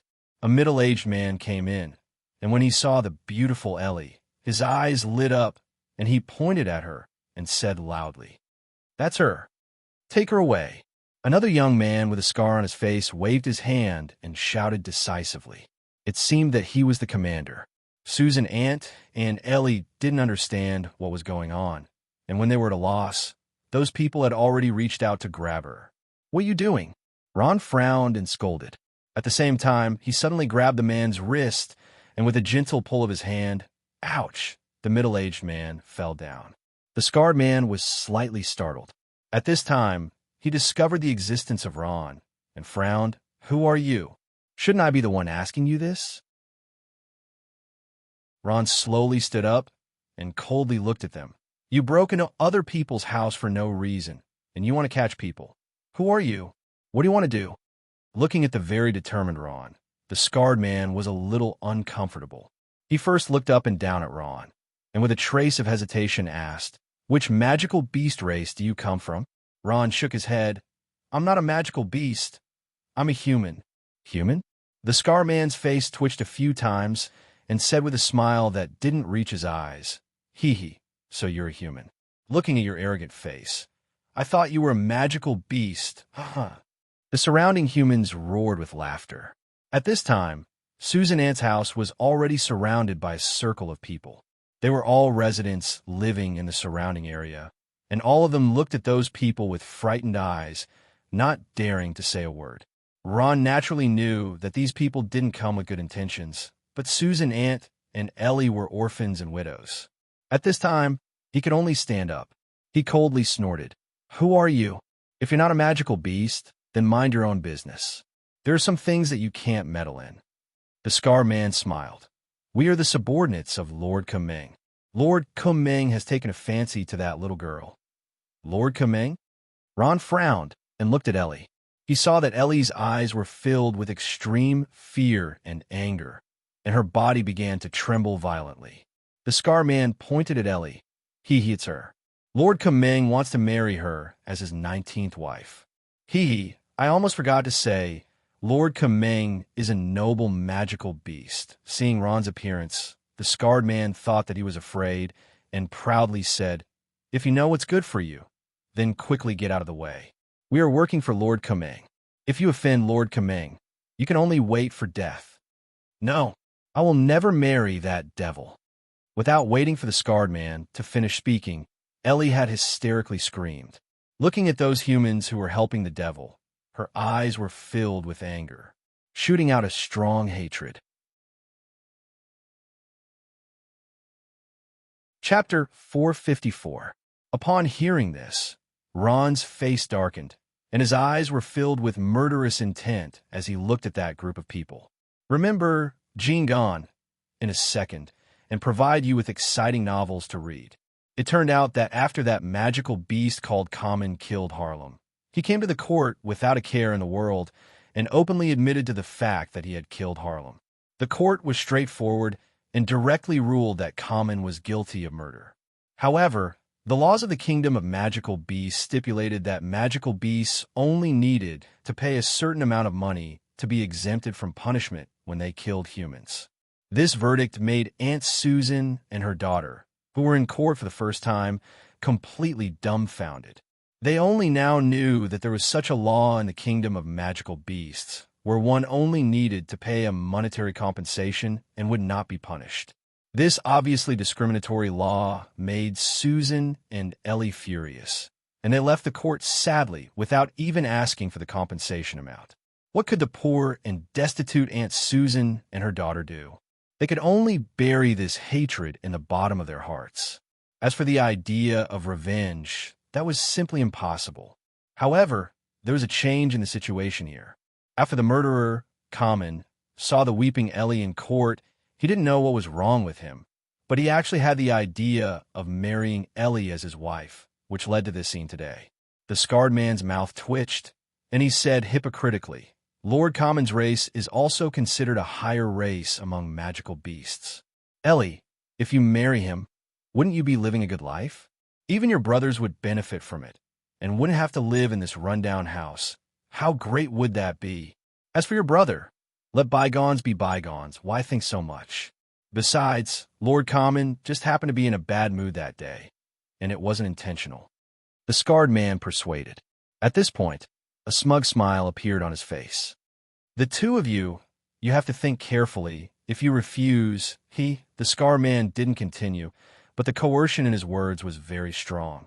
Aunt Susan and Ellie hugged each other, sobbing softly. They still didn't know how to face this cruel fate, and they could only remain silent in the face of the scarred man's coercion. Scram! After hearing about the incident, Ron finally couldn't take it anymore. He spat out a word from the corner of his mouth. The scarred man glanced sideways at Ron and said with a fake smile, "Little brother, if you're really a human, I advise you not to meddle in other people's business. This is the kingdom of magical beasts, and magical beasts dominate everything. You've come to the wrong place to behave atrociously." As soon as the scarred man finished speaking, Ron's figure suddenly flashed and disappeared in front of him. Then he felt a pain on his face, and his whole body flew up like he was riding on the clouds. With a bang sound, he fell heavily to the ground. Ew! The scarred man was thrown to the ground. He got up in a rage, out of humiliation. Just as he was about to scold him, he saw a blur in front of his eyes. More than 10 figures flew out of the house and smashed towards him. "Mommy!" The scarred man screamed. He couldn't dodge in time and was hit by those people. He fell heavily to the ground again. With the weight of nearly a few hundred kilograms, he couldn't breathe and almost died. It turned out that Ron was angry with them and threw them out of the door one by one. "Be gentle, you're King crushing me." The scarred man scolded fiercely. When the others heard this, they climbed down from the scarred man's body. Master level expert, the scarred man was helped up by the others in a sorry state. He was originally a master level expert and didn't have time to react before he was thrown out. He wasn't stupid. At this time, he already realized that this unremarkable young man in front of him was someone he couldn't afford to offend. The scar man's face sank. "Kid, what do you mean? Do you want to meddle in other people's business? Let me tell you, in the kingdom of magical beasts, there are some magical beasts that you can't afford to offend." Ron's eyes were cold, and he said with a smile, "Is that so? Then let's try. Kid, you got guts." The scar man couldn't do anything to Ron and could only say this. Looking at Ron with a trace of resentment, he gritted his teeth and said word by word, "Don't regret it. Master Kameng will never let you go." Finished speaking, he didn't talk nonsense, waved his hand and shouted, "Let's go. Take care, I won't see you off." Ron proudly said. That group of people was tactful. Knowing that they were no match for him, they had already retreated in the blink of an eye. "It's all right." Ron slightly smiled. In his eyes, these people were just ruffians and couldn't raise any big waves. Aunt Susan and Ellie heaved a sigh of relief and thanked Ron one after another. "You'd better leave as soon as possible. I'm afraid that Kameng will find trouble with you," Ron advised. Ron was faintly worried. He wasn't afraid of those ruffian-like humans. He was worried about that magical beast called Kameng. In the kingdom of magical beasts, those magical beasts were tyrannical and could do anything. "Okay, we'll leave tomorrow," Aunt Susan replied. To leave this place where they had lived for several years, they would need some time to pack up. Ron originally wanted them to leave this place immediately, but he swallowed the words that were on the tip of his tongue. Thinking that there shouldn't be any problem for a night, he nodded and said, "Okay, then I'll pick you up tomorrow." Huh. The scar man received a resounding slap. The one who hit him was a fat and burly man. His body was like a giant bear. His palms were as big as a palm leaf fan, and his ugly face was full of malevolence. With just one slap, half of the scar man's face was red and swollen. "Rice bucket. You are all rice bucket. You can't even handle such a small matter. What do I usually raise you for?" "I'm sorry, Master Kameng. Originally, things weren't that complicated, but that guy just happened to stick his foot in, and this matter was ruined by him." The scarred man covered his face and explained in a low voice. That burly man was Kameng. When he heard this, he flew into a rage. "You didn't tell him my name?" "What did he say?" Kameng said with a cold snort. "I said it, but he didn't take it seriously." The scarred man angrily said, "Sir Kumeng, he didn't put you in his eyes at all." Kumeng was startled, muttered to himself for a moment, and began to inquire about the other party's origin. "He actually dared to meddle in my affairs? Humph! Who is that guy? Which race is he from?" Kumeng thought that if it was another magical beast race that he couldn't afford to offend, then he would just take a step back. Although his appearance was crude, overbearing, and arrogant, but he also knew how to act appropriately. He knew that in the magical beast continent, there were some races that he absolutely couldn't provoke. Pornographic novel that. That guy isn't a magical beast. The scarred man stuttered. He's a human." "Human?" Kumeng's eyes opened wide, and he shouted loudly. "You say it again. He's a human? He, a human, actually dared to meddle in my affairs?" "Yes, that's what he said. I think he's also a human," the scar man said. Kumeng calmed down and asked after a long time, "What's that human's name?" I didn't ask." Only then did the scarred man remember that he didn't ask for the other party's name, and wasn't even clear about his relationship with Susan and Ellie. He was still muddle-headed when he was chased out. Kumeng coldly snorted and didn't speak. The scarred man said with a somewhat fawning expression, "Sir Kumeng, it's very easy to inquire about that human's identity, but this hateful guy actually dared to meddle in your affairs. Shouldn't we give him a lesson that he'll never forget?" The scarred man had always harbored hatred towards Ron, and his words were full of provocation. With Kumeng's shrewdness, how could he not understand what his subordinate was thinking? He coldly snorted, "There's no hurry." The scarred man hit a soft rebuff and could only bitterly shut his mouth and awkwardly smiled. Kumeng thought of Ellie's face, and a trace of a smile appeared on his ugly face. Now the most important thing is to capture the human girl called Ellie. Humph! She actually dared to refuse this young master's request. Mother of asterisk her, are you tired of living? Didn't she just kill her brother? What's the big deal? Until now, Kumeng didn't take Harlan's death seriously. In his eyes, the human status was the same as that of animals. Kumeng felt that sending someone to personally invite her home was already giving Ellie a lot of face. That's right, that human girl doesn't know how to appreciate kindness. The scar man echoed. Don't worry, humans who offend magical beasts generally don't have a good ending. Kumeng smiled sinisterly, and a trace of killing intent flashed in his eyes. Night fell. In an extremely luxuriously decorated room, Ron was sitting cross-legged on the bed, quietly entering a state of cultivation. At this moment, his body was surrounded by black gas, and his forehead was slightly perspiring. It could be seen that his cultivation had reached a critical moment. Suddenly, Ron opened his eyes, and the black gas around his body suddenly disappeared. He slowly raised a hand, and traces of black gas seemed to listen to his call, slowly gathering together. The black gas slowly gathered and took shape, forming a magic vortex. He opened his palm, and a white object slowly floated up. It was the shape of a ghost, quietly floating in the air. Its body was like smoke, constantly gathering and dissipating, making people unable to see it clearly. Finally succeeded. At this moment, Ron's face finally revealed a smile, and a trace of joy as if a burden had been lifted. This was necromancy magic, and its name was Ghost. In fact, Ron had been qualified to learn this necromancy magic for a long time, but he had never truly comprehended it. The necromancy magic that a necromancy archmage could learn at the high rank could only be comprehended at the intermediate rank of necromancy grand magus. It could be seen that the difficulty of this necromancy magic was extremely high. Ghost was a detection-type necromancy magic, similar to Crow. This summoned Ghost could connect with Ron's soul, and through its eyes, he could see everything that Ron wanted to see. Compared to Crow, Ghost was more concealed, and the other party wouldn't be able to discover it without a strong soul perception. Looking at the floating ghost in his hand, Ron sighed in his heart. It was all worth it. This hard-to-discover ghost was more useful than a crow, and even harder to discover.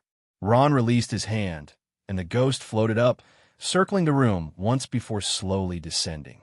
This speed is really too slow, Ron looked regretfully at the ghost in his hand. He finally discovered the shortcomings of this ghost. Compared to the rapidly circling crows in the sky, its speed was really too slow. Forget it. Although it wasn't satisfactory, Ron could only shrug his shoulders. After all, no magic or skill could be perfect. How could there be such a good thing in this world that required speed and concealment? After cultivating for a while, when Ron opened his eyes again, the sky was already bright. Chapter 455. When Ron arrived at the slum kiln yesterday, he saw a mess everywhere. It was a desolate scene. The fallen wooden houses seemed to have been burned by a fire, and wisps of green smoke were emitted. Many human civilians in ragged clothes were in the house. When they saw Ron arrive, their eyes revealed stupefied expressions. Look, what's going on here? Ron looked at all this in a daze. He saw that Aunt Susan's house had been razed to the ground. The collapsed house was scorched black, and some flames were still burning. Not only that, but even the surrounding area was affected. At this time, an old man passed by.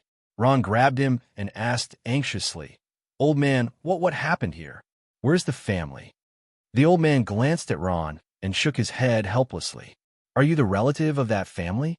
It is said that the mother and daughter offended the magical beast. Their house was burned down by the magical beast overnight. The young daughter was taken away, that woman, alas." "What?" Ron's eyes suddenly turned red. He left the old man and rushed to the burning house. Aunt Susan. Aunt Susan. Ron went crazy and searched desperately in the collapsed house. His fingers were swollen and bleeding. For Ron's actions, the surrounding poor people looked at him silently. No one came forward to help. They were afraid that the magical beast was not so easy to offend. Finally, Ron dug out the burnt body of Aunt Susan from the ruins. Her eyes were wide open. She had been dead for a long time. There was a shocking wound on her chest.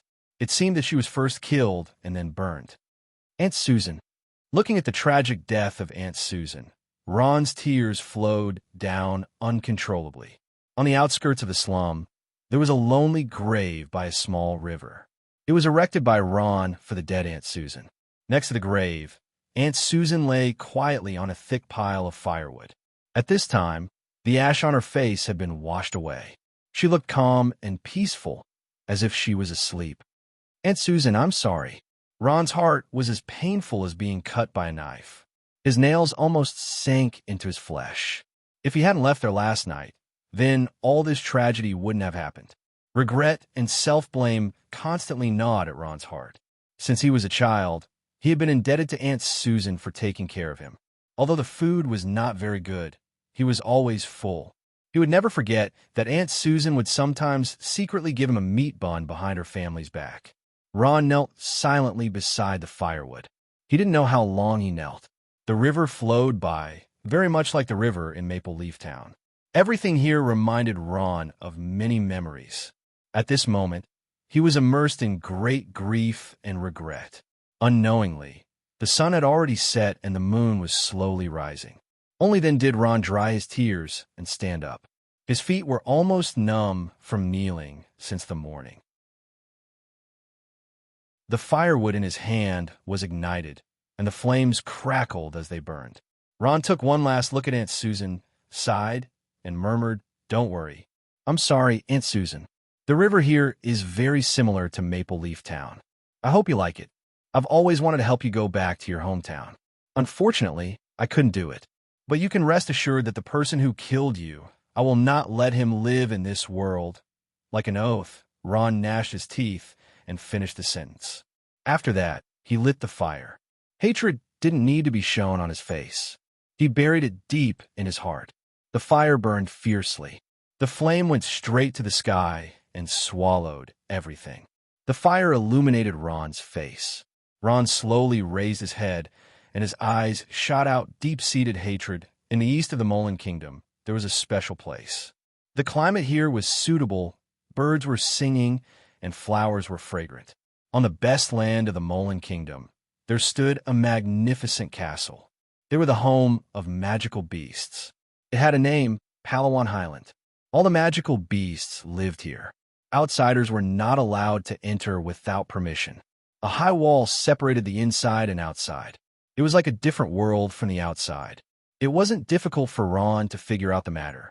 He only spent a little money, and Ron already knew who did it. It was the purple-haired giant bear, Common, who lived in Palawan Highland. When he heard the name, Ron didn't feel surprised. Some people saw Common personally participate in the attack. He didn't even hide his figure. Many people in the slum area knew this notorious magical beast. He had killed more than one person. It was late at night. Ron, dressed in a black robe, stood on the high wall and quietly looked at the entire Palawan Highland. This place was too big. There were nearly 100 magical beasts living in Balawang Highlands. Each magical beast lived in a huge house that was as big as a castle. Each castle had nearly 100 human servants to take care of their lives. There were nearly 100 castles like this here. Where does that common guy live? Ron couldn't help but worry. At this time, he thought of something. A pale hand stretched out from his black robe and mobilized a powerful soul force. A cloud of black gas quickly formed. Soon, it turned into a cloud of white gas. It was hazy and unreal. Spectre, Ron's new necromancy magic. It didn't have any attack power. It was slow, but it was hard to find traces of it. In order to scout this area, Ron released nearly 100 specters in one breath. Although these specters didn't have any attack power, they consumed a lot of soul force. At this time, Ron's soul force was exhausted. Fortunately, he had the soul ring to replenish it. Ron's soul force slowly recovered. The specter entered the huge castle through the window and connected with Ron's soul. Everything in his eyes became clear. As expected, the specter that snuck into the castle allowed Ron to see what he wanted to see. 5 or 6 human maids were completely naked, and they were constantly massaging the transformed human body of the magical beast. The magical beast was enjoying the massage comfortably while feasting its eyes. At the same time, it was constantly teasing the naked maids. The maids were all laughing, and the room was filled with spring. The other castles were about the same. Some magical beasts had already started doing things, and the sounds of moaning and groaning could be heard. F***CK, these magical beasts really know how to enjoy themselves. Ron couldn't help but sigh. These magical beasts lived like emperors. Not only did they live in big houses, but they also had beautiful human servants to serve them.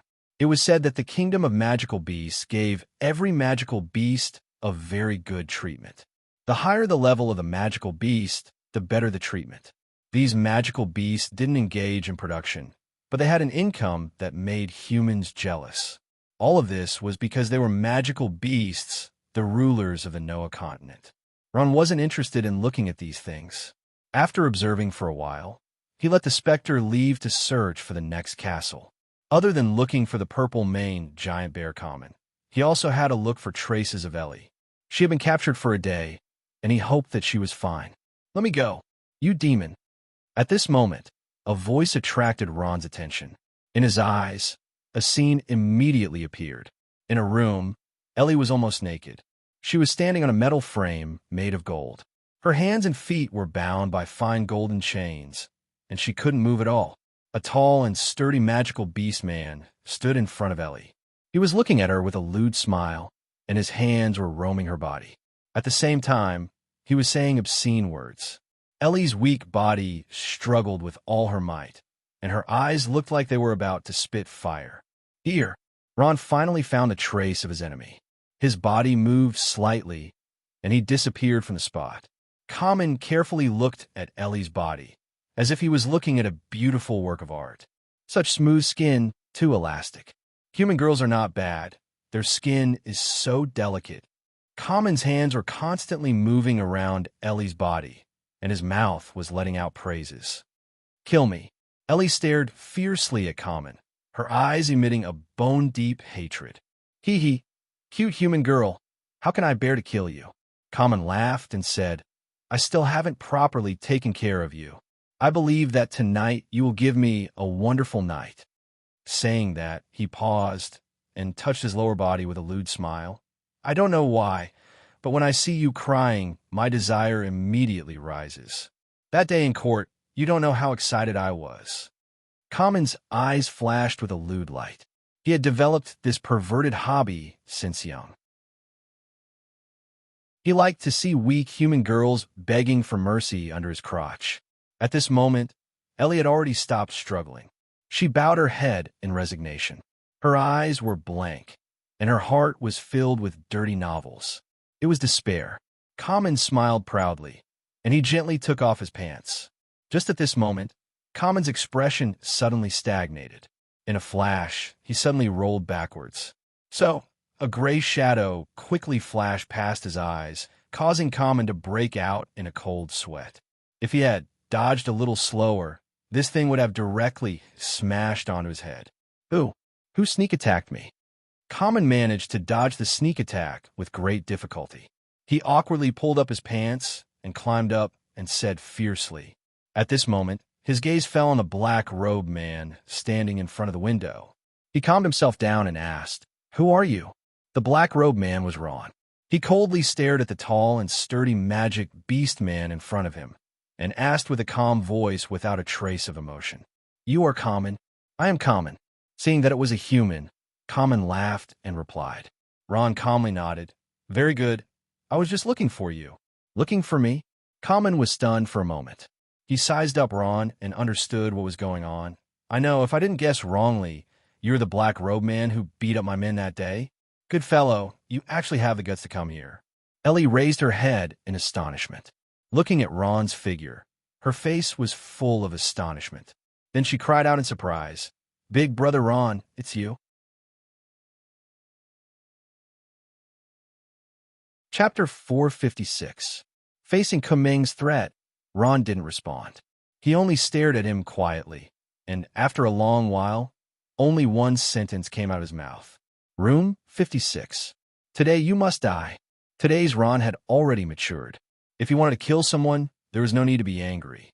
During a battle, excessive anger and sadness would only bring about serious negative effects on himself. "Roar!" Kuming roared. On his tall and sturdy body, a purple light shone brightly. Not long after, he turned into a 3-meter-tall, several tons heavy monster, purple-maned giant bear. The purple-maned giant bear's body was black, and the purple mane around his neck was particularly eye-catching. The giant bear's face was full of malevolence, and the thin and weak Ron was like a dessert in front of him. "Human, since you've come here today, don't even think about leaving. Do you have any last words?" The purple-maned giant bear Kumang stuck out his large tongue and licked his lips. Suddenly, an ominous glint flashed in his eyes, and without any warning, he launched an attack at Ron.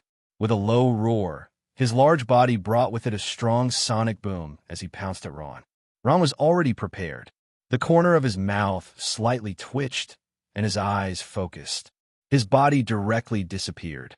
In the same place. Where did he go? Kuming pounced at empty air and was slightly surprised. At this time, he saw a slight commotion on the ground not far away, as if something was about to break out of the ground. Not long after, white skeletons crawled up from the ground. They held weapons in their hands and constantly let out angry roars. Their eyes flashed with a green light, and in this silent night, it was especially eerie and terrifying. Skeleton warriors.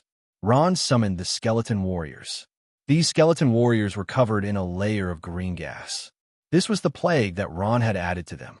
Seeing the strange human skeletons in front of him, Common's eyes widened. What are these things? Without waiting for him to react, those skeletons had already madly pounced on him. The skeletons were already in front of him, and Kuming had no choice but to face them head-on. To his surprise, these strange skeletons were very difficult to deal with. Their defensive power was extremely strong, and the huge axes in their hands were very powerful. Even with the abnormal defensive power of the purple-maned giant bear, it was still very strenuous. The most frightening thing was that these lifeless skeletons were not afraid of death. They all pounced forward one after another, giving Kuming a headache. Ron didn't stay idle either. He took the opportunity to toss out Bone Spear, Bone Spike, Bone Arrow, death coil, and other necromancy spells. He cooperated with the skeleton hero's powerful defense, and the battle was spectacular. Boom! Boom! There was a huge explosion in the luxurious room.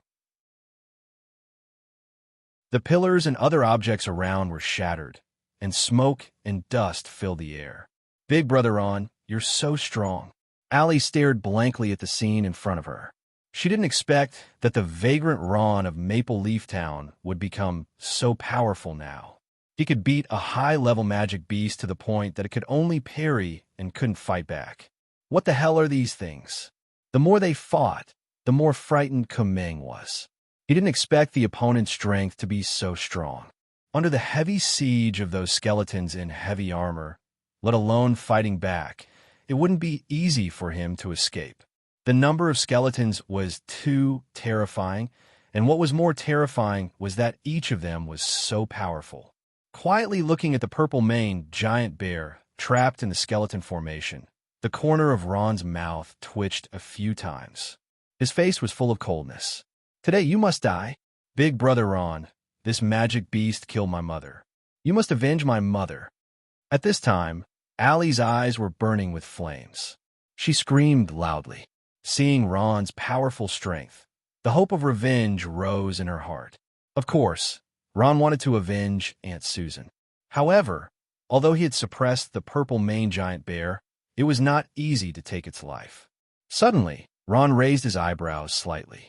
Through the eyes of the ghost, he saw that some high-level magic beasts living in the Ballowan Highland had some strange movements. The battle between Ron and the purple-maned giant bear had caused such a big commotion. It would be strange if the magic beasts living in the Ballowan Highland didn't know about it. Some magic beasts had already rushed to the place where they were fighting. Oh no, I must end this quickly. Ron didn't expect the other side's help to come so quickly. A trace of anxiety surged in his heart, and his eyes were full of murderous intent. With a slight wave of his staff, another large group of skeleton warriors was summoned. Ron stepped up his attack. The purple-maned giant bear common was already forced into a corner by the skeleton warriors. He couldn't move. At this time, his body was full of scars, and he was panting heavily. As more and more skeleton warriors were summoned by Ron, Common's heart sank. Only now did he realize that his opponent's strength was far above his own. Common didn't have the heart to continue fighting. He had already thought of running away, but under this heavy encirclement, it wouldn't be easy for him to escape. Roar! Common roared, and a powerful force burst out. His body was covered in black gas. He stretched out his huge bare paw, and more than 10 skeleton warriors were sent flying. He roared again and again, and killed a bloody path. At this moment, the purple-maned giant bear finally burst out with the peerless ferocity of a high-level 12 magical beast. However, this powerful momentum only lasted for a moment. In the next moment, Common didn't even think and quickly fled. He was really scared by Ron's strange attack. Even now, he didn't know which human profession Ron was. Oh no, he wants to run. Ellie cried out. She looked on helplessly as Common's huge body broke through the encirclement and broke out of the window. Boom! Common roared and jumped up. The hard wooden window was smashed to pieces, and he jumped from the 3rd floor to the grass in the courtyard. Want to run? Not so easy. Ron coldly snorted. His figure flashed, and he immediately chased out. He was ruthless in his heart. Even if he had to face all the high-level magical beasts in the Ballowan Highlands, he had to kill this Common. Want revenge? Not a chance. Human, you miscalculated. Common, who had survived the disaster, quickly ran on the grass in the courtyard. His cumbersome body twisted and turned, looking quite comical. He ran while taunting Ron. At this time, Common had already rushed to the gate. Ellie saw this and was anxious in her heart. But other than being anxious, what else could she do? At this time, with a boom, Common directly knocked open the gate and rushed out. Suddenly, Common's expression suddenly froze. Behind the gate of the castle courtyard, a tall black figure towered in front of him. He saw that it was wearing heavy armor, and its thick hooves stepped on the ground. Its eyes emitted a faint green light, and its hand held a huge, long sword. It had been waiting for a long time. No, don't. Common's eyes were full of fear. He didn't even know when this huge black knight appeared here. At this moment, it was already very difficult for him to stop his footsteps, and he ran headfirst into it. Terrifying strike. The huge hooves were raised high, and the strange long sword was raised high and fiercely chopped down at Common. In Common's frightened eyes, that beam of white light became bigger and bigger. With a swish sound, dark red blood splashed in the air like a blooming flower and suddenly fell down. In an instant, everything quieted down. Go! Ron's speed was very fast. He flashed to Ellie's side, and with a wave of the sharp bone dagger in his hand, he easily cut off the shackles on Ellie's hands and feet. He grabbed Ellie, and in a flash, fled far away. In the gloomy night sky, a gargoyle flapped its wings, flying neither fast nor slow. Ron and Ellie sat on the gargoyle's back, and behind them was a huge moon. Ellie, are you all right? Ron's heart ached as he caressed the wounds on Ellie's body. It seemed that she had been cruelly treated by Common. Sitting on the gargoyle's back, Ellie's body couldn't help but tremble. Her body was full of whip marks. When Ron rescued her, her body was naked. At this moment, Ron finally put a coat on her. Thank you, Big Brother Ron. Ellie's lips were purple from the cold, and her face was full of shyness. If it wasn't for you, I'm afraid I wouldn't have been able to avenge my mother in this lifetime. Aunt Susan was very good to me when I was young. I should do anything for her. After saying this, Ron's eyes turned red. I'm sorry, Ellie. This is all my fault. If I hadn't left last night, you wouldn't have. Ellie shook her head. Big Brother Ron, this has nothing to do with you. You don't have to blame yourself. After saying this, the two of them fell into silence. After a while, Ron silently took out a black box from the space bag at his waist and handed it to Ellie. What is this? Ellie took it and asked. This is Aunt Susan's ashes, Ron said in a hoarse voice. Although he had avenged his mother, his heart was also heavy. So what if he killed Common? Aunt Susan wouldn't come back to life either. Ellie's eyes were dull. Her trembling hands took Aunt Susan's ashes and gently stroked it. Suddenly, she lost control of her emotions and threw herself into Ron's arms and cried. After a long time, Ellie gradually calmed down and sobbed in Ron's arms. At this time, the gargoyle also began to slowly descend. The gargoyle landed on the ground, and Ron helped Ellie down from its back. Don't cry. Ron wiped her tears. Ellie nodded with red eyes. At this time, Ron asked, What are you going to do now? Ellie was silent for a moment and shook her head. I don't know. Ron thought for a moment. Then I'll send you home. Ron didn't mean the slum, but sent her back to Maple Leaf Town. I don't want to go home. Ellie shook her head again. There's no one in my family. Hearing this, Ron's heart trembled. Looking at Ellie, who had become an orphan, he couldn't help but feel pity for her. He gently took a deep breath and put his hands on Ellie's shoulders. Don't be sad, Ellie. From now on, I'm your family. I'll take care of you like a brother. A middle-aged man stood in front of the ruined castle courtyard. Looking at the headless corpse on the ground, his face was gloomy and terrible. His body trembled violently because of anger, and his eyes seemed to be burning with anger. Suddenly, he let out a roar. Chapter 457. Ron brought Allie back to his residence and found a room for her to settle down. He thought that this would be the end of the matter, but who knew that what happened next would surprise him? Go to the entertainment dilemma in the Moran Kingdom's palace, in the study of Her Majesty Queen Latte. Princess Hera, who was dressed casually, sat gracefully on a mahogany chair in front of her. Queen Latte sat behind the table, and the two were chatting amiably. Although Queen Latte was Hera's aunt, she took good care of herself and looked like a young lady in her 20s. The two sat together like sisters. Just as the two were talking, a well-dressed maid hurriedly ran over. Your Majesty, bad news. Ah, Princess Hera is also here. The maid stopped in her tracks and immediately saluted. She looked anxious, and her salute was perfunctory. Loftus and Hera both turned their heads back, a trace of dissatisfaction clearly visible on their faces. To the nobles in the palace, they had to remain calm in all situations. One of the lessons in the palace etiquette training was to suddenly throw a silver spoon on the ground and make a loud sound. The nobles who received the training had to not even shake their hands. This was the most basic etiquette for nobles. All the maids in the palace had received such training. So why were they panicking now? What's wrong? Why are you panicking? Did something happen? Latte frowned. The person who came was her closest maid, so she couldn't bear to reprimand her. Outside, there are a lot of magic beasts. The maid looked anxious and kept pointing outside. Our palace is surrounded by a large number of magic beasts. What? Latte and Hera were both shocked. They stood up together and lost their composure. What did you say? Magic beasts surrounded the palace? Yes. The maid stammered. This.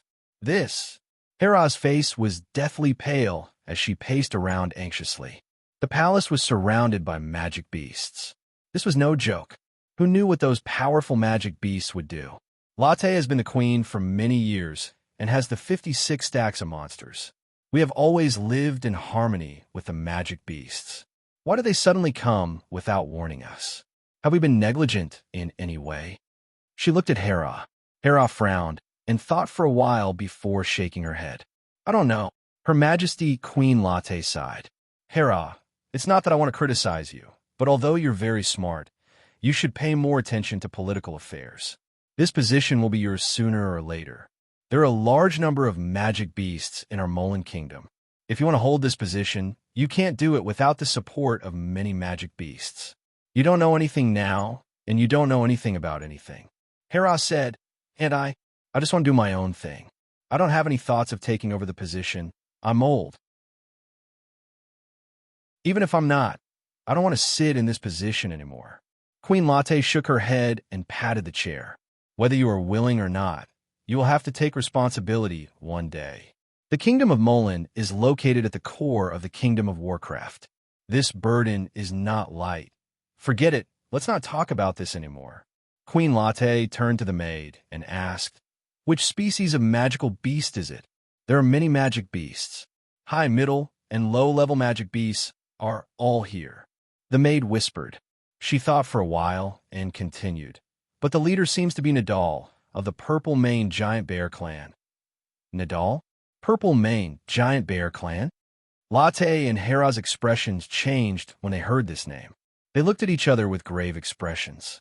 This Nadal was none other than the chief of the Purple Mane Giant Bear Clan. He was a level 14 sacred domain magic beast and had grown into a holy pornographic novel. The Purple Mane Giant Bear Clan was a domain magic beast and had a great influence in the Moran Kingdom. Hera became nervous. Annie, what should we do now? Latte muttered to herself for a while before raising her head. The most important thing is to find out what happened. Nadal was the chief of the Purple Mane Giant Bear Clan. Kamen, who Ron had killed, was his son. In a small place like the Moran Kingdom, it was a piece of cake for Nadal to find out who did it. He easily found out about Ron's background. After learning that Ron was a member of the Moran royal family, he brought a large group of magic beasts and came looking for Ron. Most of these magic beasts lived in the Balawan Highlands. When they learned that a human had sneaked into the Balawan Highlands at night and killed the chief's son and left, the magic beasts were furious. They followed Nadal and came looking for Ron. Hundreds of magical beasts rushed into the palace in a frenzy, searching for traces of Ron and Ellie. They rummaged through room after room, interrogating any suspicious humans they saw. The guard to the palace didn't stop the magic beasts. In an instant, the palace was in chaos. The screams of the palace maids could be heard everywhere. The magic beasts of the Kingdom of Magic Beasts had special privileges. For the guards, it was already very good that the magic beasts didn't kill anyone. As for the magic beasts rushing into the palace and destroying everything, the guards could only turn a blind eye. They didn't even dare to ask, let alone stop them. These magic beasts were full of resentment. As if they were venting their anger, they smashed everywhere. The humans could only watch as the magic beasts rushed into the palace and wreaked havoc. They didn't take any action. Fighting with the magic beasts? What a joke. They wouldn't even know how they died. Did you see a human called Ron? Nadal's eyes were red, and his ferocious appearance made him look like he wanted to kill someone. He suddenly grabbed a passing guard and fiercely asked, "No, I don't know." The guard desperately waved his hands. He really didn't know who Ron was. He only knew that a new prince had come to the Moran kingdom. Of course, in this situation, he could only shut up. "Scram!" Nadal shouted and threw the guard far away. That pitiful guard fell heavily and immediately got up. He didn't even dare to let out a fart and flew away. "Dark roaring bullet," Nader angrily roared. He turned into a purple-haired giant bear, and a powerful black aura whizzed out at an extremely high speed. It fiercely hit a wall, making a loud noise. The wall cracked, and a large cloud of dust rose. The angry Nadal destroyed everything. The back garden of the Moran Kingdom's palace was ruined beyond recognition by him. Nader stepped onto a long corridor. He seemed to be venting his anger as he wantonly used his power, leaving footprints on the long corridor. "Stop!" At this time, the guards finally stopped him. "What? Puny humans, you actually dare to stop me? Do you know who I am?" Nadal roared and crazily released his aura. The might of a level 14 magic beast was no joke. In front of this magic beast from the sacred domain, the two human guards trembled in fear. "See, sir." One of the guards was so scared that his legs went soft. He said with a pleading tone, "This lowly one has a duty and doesn't dare to leave my post. Sir, please give this lowly one some face and let this lowly one live." "Face? You humans are so weak. What face do you have? Scram right now. Or don't blame me for being impolite." Nadal sneered. Suddenly, he seemed to have thought of something. His arrogant expression immediately disappeared, and he asked with a solemn expression, "What did you say that person's name was?" "His name is Pluto." The human guard finally mustered up his courage and said, "It really is him." Nadal nodded. He had heard of his identity before. Pluto, a foreign dragon. He couldn't afford to offend this person. To be more precise, Nadal couldn't afford to offend the dragons behind Pluto. At this time, he decisively chose to give up. "Tell Sir Pluto that I'm sorry for disturbing you. However, you must find the murderer of my son." After saying that, Nadal turned around and strode away. "He's finally gone." The two human guards heaved a sigh of relief. They looked at each other, and both of them collapsed on the ground. In just a short moment, they felt as if they had just walked through hell. Recalling the scene just now, they couldn't help but feel a lingering fear. With such a big commotion in the Moran royal palace, Ron definitely knew about it. At this moment, he was hiding in his room and nervously looking out of the window from the third floor. Many magical beasts had come from outside and were shouting his name. They were looking for him everywhere. The noble and dignified Moran royal palace had been destroyed by them. Ron didn't expect that things would come so quickly. He had just killed Common last night, and today, they had already come to find him. They even disregarded the dignity of the royal palace and broke in to destroy everything. Most of those magical beasts were master-level powerhouses. According to the classification of magical beasts, they were level 10, level 11, and level 12 magical beasts. Among them, there was no lack of high-level magical beasts from the sacred domain, that is, level 13 and above magical beasts. Facing so many powerful magical beasts, Ron hid in his room and didn't dare to act rashly. Even if he refined a sacred domain spirit zombie, he still wouldn't be a match for so many magical beasts from the sacred domain. Ron realized that he had already made a big mistake. "Big brother Ron, what should we do now?" Ellie's body tightly clung to Ron's side and curled up into a ball. Her face revealed a frightened expression. Looking at the scene before him, Ron's mouth was full of bitterness. He had to admit that he had underestimated the consequences of this matter. The seriousness of this matter was far beyond his imagination. Seeing that Ron didn't speak, Ellie's face darkened and her long eyelashes drooped. After a long while, she said, "Staying here isn't a solution. I'll go and give them an explanation myself." After saying that, she stood up and bowed lightly. "I'm sorry, big brother Ron. I've caused you trouble." Ellie turned her head and walked out resolutely. She knew that it was time for her to pay the price. "Stop right there." Ron suddenly stood up and shouted at her. Ellie stood still and turned back. Ron said in a gloomy voice, "Ellie, I killed them. They're looking for me. Didn't you hear them calling my name? Do you think you can settle everything by going out? You're too naive." Ron took a deep breath and smiled. "But you're right. Staying here isn't a solution. Since things have come, we'll have to face them eventually. You're my sister. You don't have to worry about this matter. I'll take care of it. You stay here." Ron pulled Ellie back and strode out of the door without looking back. Big brother Ron. Looking at Ron's small figure, Ellie was stunned and tears fell from her eyes. She regretted that she didn't have the strength to help Ron. Ellie, an ordinary human girl, for the first time in her life, yearned for power so much.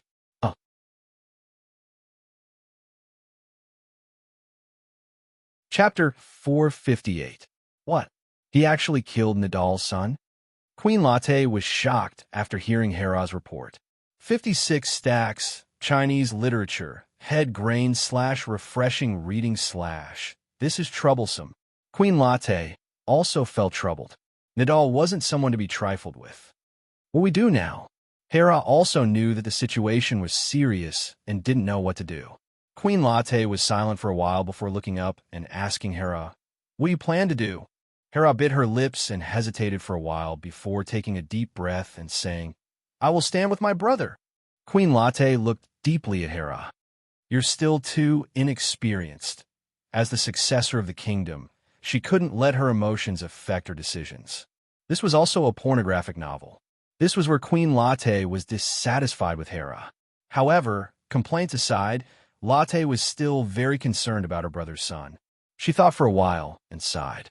"I'm afraid you'll have to let your uncle settle this matter." The uncle Latte mentioned was her husband, Snow Tiger Omuni, who was also a magical beast from the sacred domain. He had a relationship with Nadal, so it would be good for him to mediate the situation. "Men, go and invite Prince Omuni here." "No need. I'm already here." While the two women were talking, they saw a tall and sturdy figure taking large strides forward. Every step was like stepping on the bottom of one's heart, causing one's heart to thump with a thump-thump sound. That person was Snow Tiger Omuni. He was a magical beast from the sacred domain who had transformed into a human. He was tall and burly, and his voice was loud like a bell.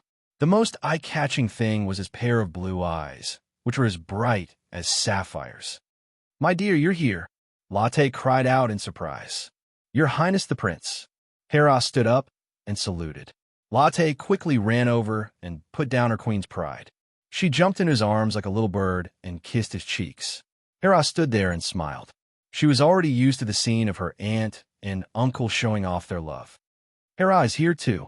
Omuni smiled and was taken to the side by Latte. "My dear, I'm in trouble now, and I need your help," Latte said. Her mind was spinning rapidly, and she didn't know what to say. "You want to talk about Mudo, Ron?" Omuni said with a smile.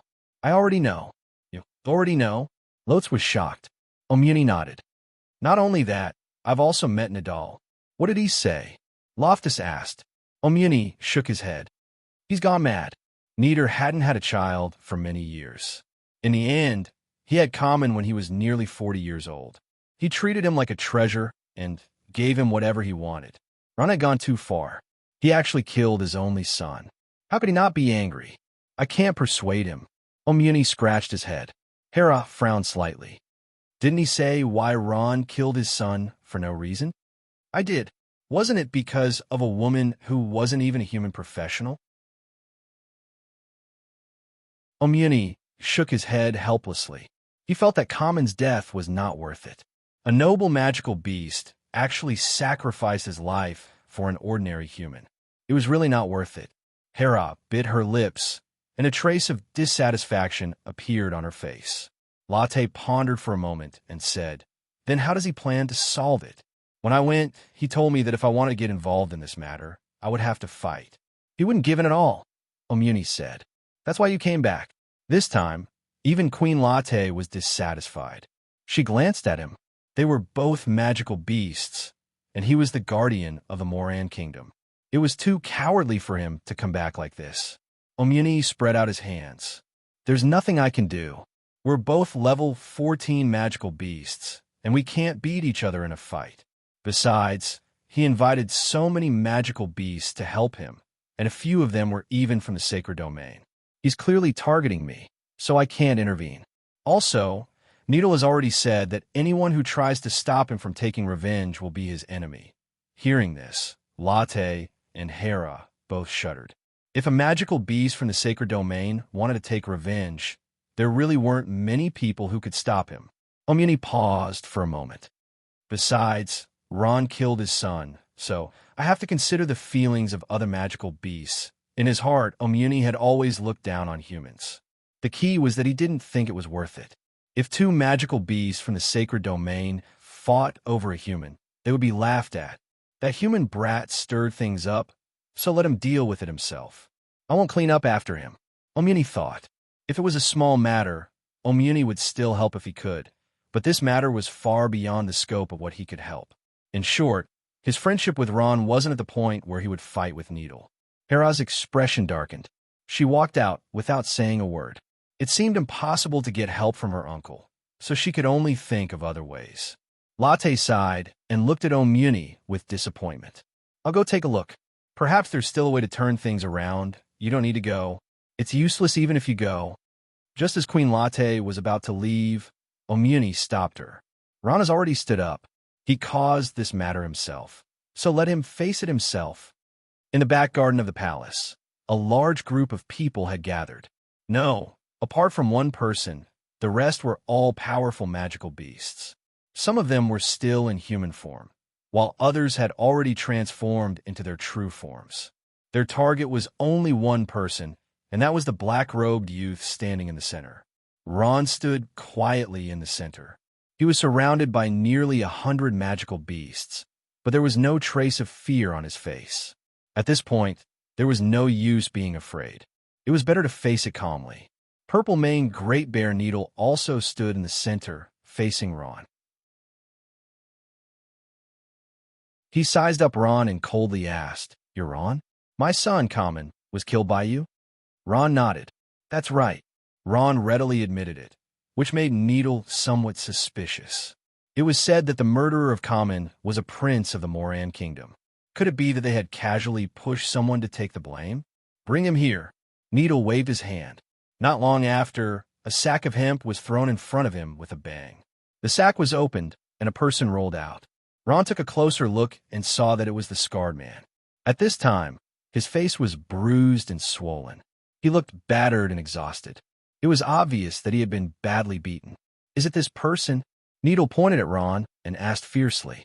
The scar man barely opened his eyes that were beaten like a panda. He glanced at Ron and suddenly shouted excitedly, "Yes, it's him. Sir, it's this guy who killed Sir Common. You must kill him to avenge Sir Common." The scarred man had reason to be happy. Needle's son, Common, had been killed. As a follower, he had also become the target of Needle's anger.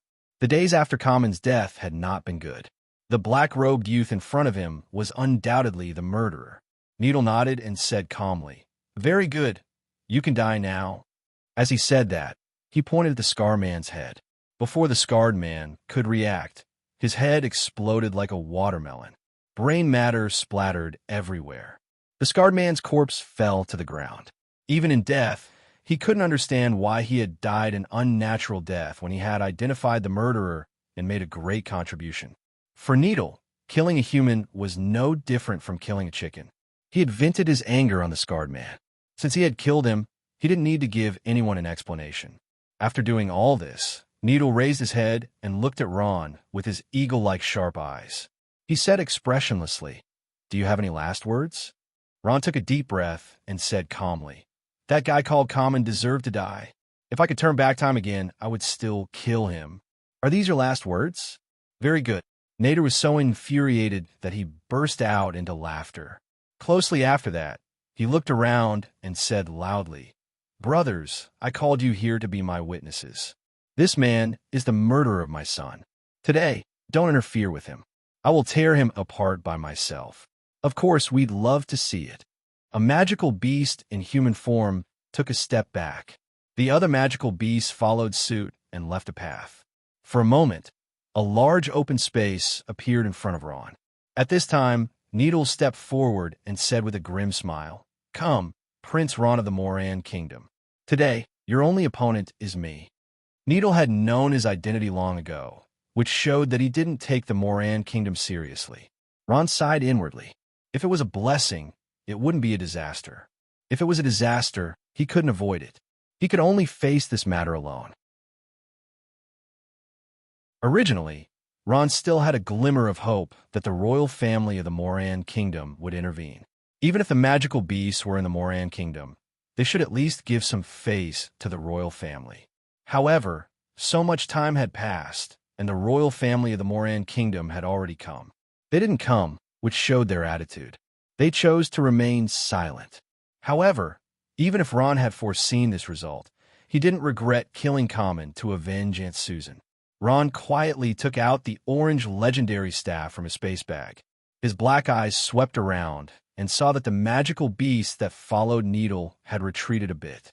However, they stood in a circle and surrounded him. This showed that they didn't just come to watch.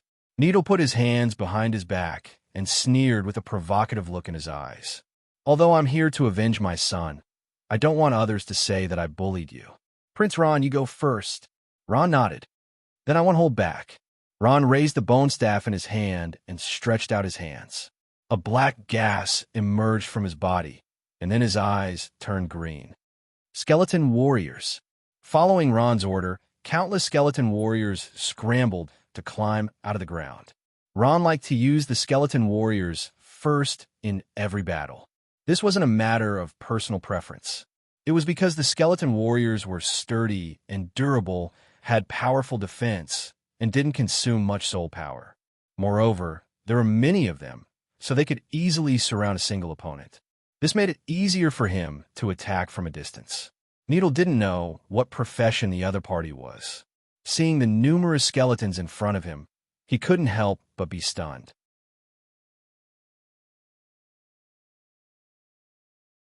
Chapter 459. Right now, he could only hold on for as long as he could. Love to read, love to share. Grinweb. E3 no pop-up window. Necromancer? Necromancer? Do humans have such a profession? Nadal frowned and fell into deep thought. After a while, he slowly raised his head with a fierce glint in his eyes.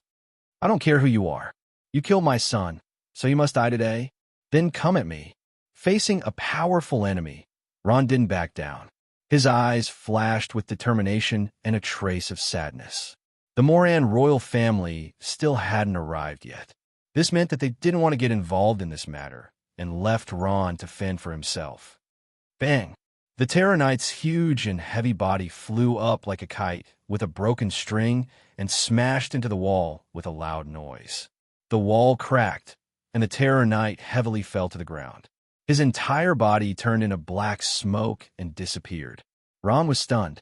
In front of the transformed Sacred Domain magic beast, Nadal, the Terror Knight he was most proud of, was like a piece of paper.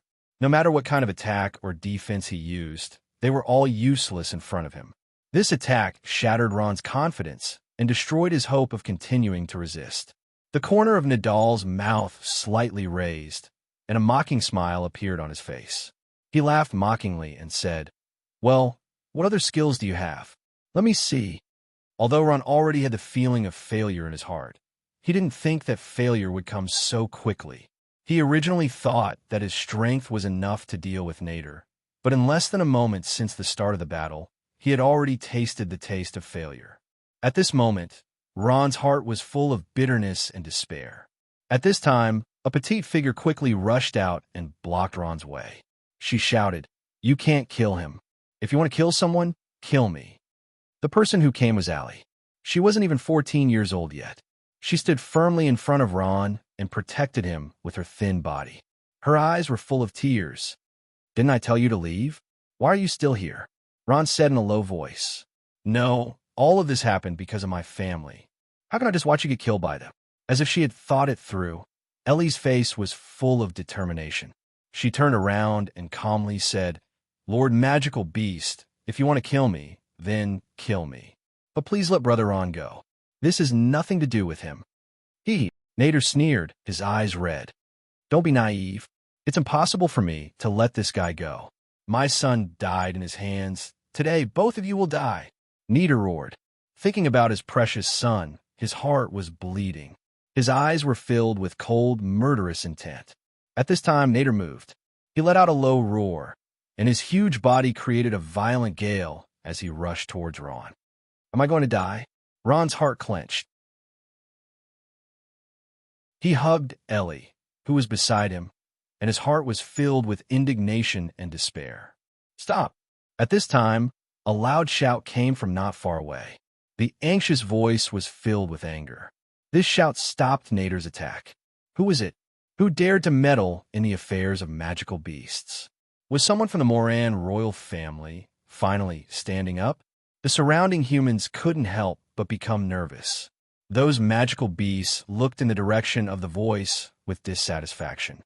They saw an old figure appear at the end of the back garden of the Moran royal palace. His body was extremely weak, as if a gust of wind could blow him away. His face was sickly pale, and he slowly walked out with the help of two beautiful maids. "Who the F***CK dares to mess with my business?" Nader turned around with resentment. The next moment, his face was filled with astonishment. Lord Pluto? The person who came was none other than Ron's biological father, the prince of the Moran kingdom, of foreign dragons, Pluto.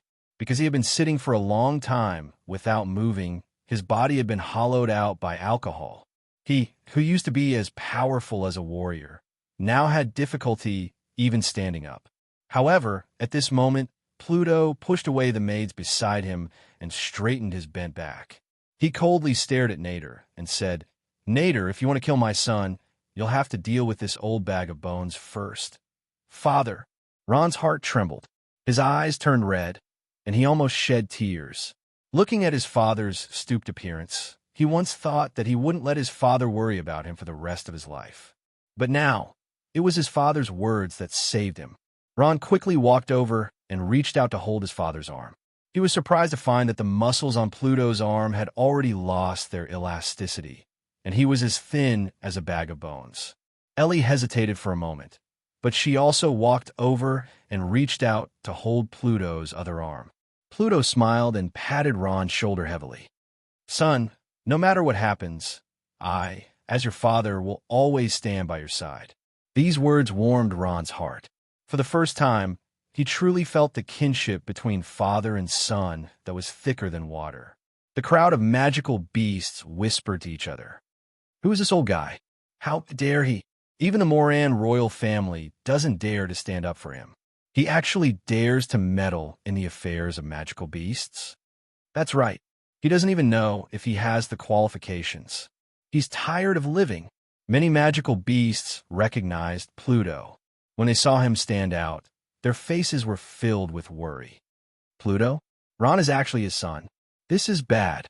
A magical beast took a deep breath and said, although his strength had reached the sacred domain, just like Nader, he still didn't dare to act rashly. "Why? Is this old guy very powerful?" A magical beast at the side asked in confusion. "He's a foreign dragon."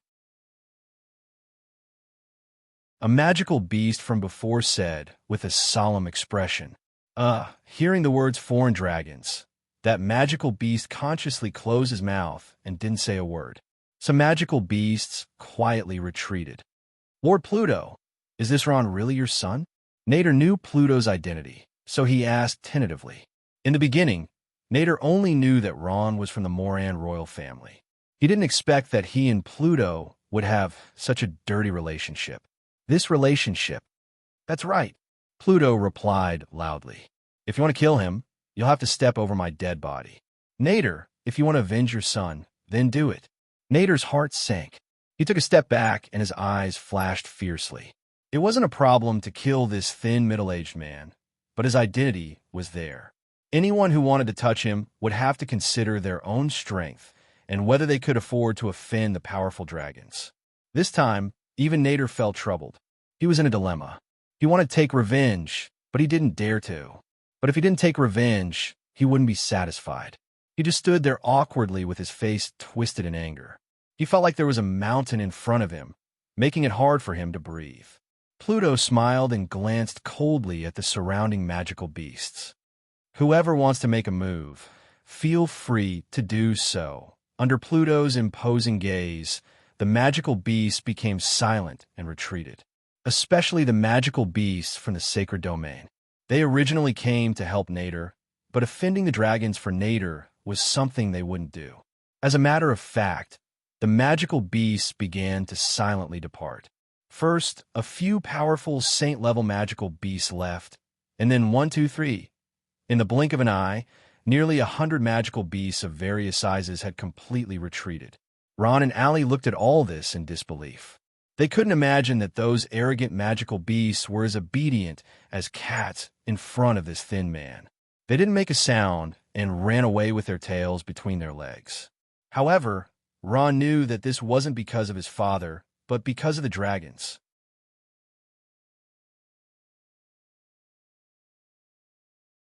Chapter 460. You. Nader was stunned. He didn't expect that the magic beast he invited to help him would run away without any sense of brotherhood. 56 Library Particle Network, he understood that it wasn't that the magic beasts didn't have any sense of brotherhood, but the power behind them was too powerful. Nader, what do you say? At this time, Pluto coldly stared at him. His pair of dark eyes stared at Nader, giving him goosebumps. Nader knew that he couldn't stay, so he changed back to his human form and coldly snorted. Sir Pluto, I'll give you face today, but about my son Common, I won't let it go. After saying that, he fiercely stared at Ron. Human boy, let's wait and see. After saying that, he turned around and strode away. Looking at Nader's departing figure, Ron finally let out a long sigh of relief. When he was about to thank his father, Pluto, he heard Pluto snort. Ron, come in. Ron stepped into the main hall of the Moran Kingdom's palace with a heavy heart. Following behind him was the 14-year-old Ellie. Looking at the majestic palace hall, she, who had never seen much of the world, felt her heart beat rapidly. She couldn't help but grip the corner of Ron's clothes tightly. Ron was also a bit nervous, but after thinking about it, he didn't care. Since the trouble had already come, he could only face it. Besides, Ron didn't regret his actions. Ron was a person who valued friendship. Aunt Susan had done him a favor, and he had always remembered this favor in his heart. When Ron walked into the hall, he unexpectedly saw a beautiful figure. Hearing Ron's footsteps, she also turned around. Hey, Rod, it's you. Ron was surprised. It seemed that she had been waiting for a long time. At this time, Ron thought about it and understood. Needless to say, she must have informed his father. Otherwise, his father wouldn't have known what was happening outside. Hera's beautiful eyes fixed on Ron. The corner of her mouth twitched a few times. She lowered her head and said, I'm sorry, big brother Ron. I've already tried my best, but I can't help you. After coming to the kingdom of magical beasts for so long, Ron finally understood a few things. In the kingdom of magical beasts were always respected. The kingdom built by humans was only an organization that served magical beasts. Magical beasts and humans always had a relationship of master and servant. Even a noble Moran royal family was only a high-level servant. Of course, the magical beasts wouldn't go too far. Otherwise, if they drove away all the humans who would serve them in their daily lives, who would make them exquisite food, and who would bring them a rich life, the magical beasts still understood the significance of the existence of humans. Ron let out a long sigh and nodded. Hera, you don't have to say anything. I understand. Hera bit her lip and heaved a sigh of relief. Just as she was about to speak, the voice of a guard came from outside the door. Her Majesty has arrived. As soon as he finished speaking, Queen Latte walked forward surrounded by several maids. Aunt Latte. Ron bowed slightly in greeting. However, Queen Latte didn't even look at him. She acted as if she didn't see him and walked straight past him. Ron couldn't help but furrow his brows as a trace of dissatisfaction arose in his heart. At this time, Pluto also walked in and sat down on a chair with the help of two beautiful maids. At this moment, he had changed into a set of luxurious clothes and had shaved his beard clean. He had recovered some of his energy, but there was not much color on his face. Seeing so many important people that she had never seen before, Ellie couldn't help but feel nervous. She leaned closer to Ron. Pluto, Queen Latte, and Hera sat down. Pluto's sword-like eyebrows furrowed as he looked sternly at Ron. He then looked at Ellie, who was beside him, and asked sternly, Ron, what's going on? Why did you kill Nadal's son for no reason? Don't you know how serious the consequences of killing a magical beast are? The magical beasts of the sacred domain were extremely important in the kingdom of magical beasts. If it weren't for Pluto's identity as a foreign dragon, Nadal wouldn't have dared to tear down the Moran Kingdom's palace. Such things happen from time to time in the kingdom of magical beasts. Even the noblest human palaces could only swallow their anger. Pluto glanced at Ellie and suppressed his anger as he said, I also heard that you killed Nadal's son for a girl. This should be her, right? It was no wonder that Pluto was furious. His precious son had provoked a powerful magical beast out of all the people he could provoke. It was one thing to provoke a magical beast, but he had actually killed the son of a saint-level magical beast. Thinking of this, Pluto couldn't help but look at Ellie, who was beside Ron. His son had provoked such a disaster because of this human girl. Pluto couldn't understand what was so good about this extremely ordinary human girl. She wasn't beautiful, and her strength was also ordinary. His son actually did such a thing for her. All this made him a little puzzled. Looking at Pluto's majestic gaze, Ellie was a little scared, and her petite body kept shrinking back. Ron gently pulled Ellie and said with a smile, Father, your majesty. Ron didn't even use the word aunt, which showed that he was dissatisfied with Latte. Please allow me to introduce you. This is Ellie, my younger sister. She is the daughter of my adoptive mother. It was her mother who was killed by Common. When I was in Maple Leaf Town, it was her mother who raised me. Ron simply pointed out his relationship with Aunt Susan. The meaning was self-evident. The one who was killed by Common was his adoptive mother who raised him since he was a child. It was only right for him to avenge her. Ron simply recognized Aunt Susan as his adoptive mother. Anyway, in his heart, there was no doubt that Aunt Susan was his adoptive mother. After knowing the other party's identity, Pluto's tense face finally eased. He had always been grateful to the benefactors who had helped his son. If it weren't for their help, it would have been impossible for him and his son to meet each other. Pluto glanced at Ellie and nodded kindly at her. I see. No wonder you were so angry. Yes, it's true that a man clearly distinguishes between gratitude and grudges. Pluto expressed his understanding of Ron's behavior, but Queen Latte at the side couldn't accept it. She said with dissatisfaction, Brother, I don't want to criticize you, but you are too indulgent of your son. He wants to avenge his adoptive mother, but he doesn't know who the other party is and how serious the consequences will be. Even if he doesn't know, he should at least tell us. How can he kill a magical beast without saying anything? Queen Latte was also very dissatisfied with Ron. In her opinion, Ron was a hothead who had a bit of strange strength, but didn't know the depth of his strength. Such a person would only bring disaster to the kingdom of Moran. She glanced at Ron. Even if you want to kill him, you should at least inquire about the other party's background, right? If you act recklessly, you will suffer a great loss. A trace of anger rose in Ron's heart. His pair of sword-like eyebrows slightly raised. He stood up and said in a clear voice, Aunt, I don't think there is a need to inquire about the other party's background. He killed my family, so he must pay with his life. Latte sneered and said, Okay, kill. You only know how to kill. Ron, you still don't know how much trouble you have caused. You killed the son of a magical beast in the sacred domain and are done with it. Our Moran royal family has to bear the consequences. Ron's face darkened, and he said in a stiff tone, Even if time could turn back, I will not regret what I have done. As for the consequences, I will bear them alone. Latte was so angry that she couldn't vent her anger. She stood up and pointed at Ron. her finger trembling uncontrollably. "You, what can you bear?" As the most respected queen of the kingdom of Moran, when had she ever been contradicted like this? Even the image was like a pornographic novel. She didn't care anymore and cursed without thinking.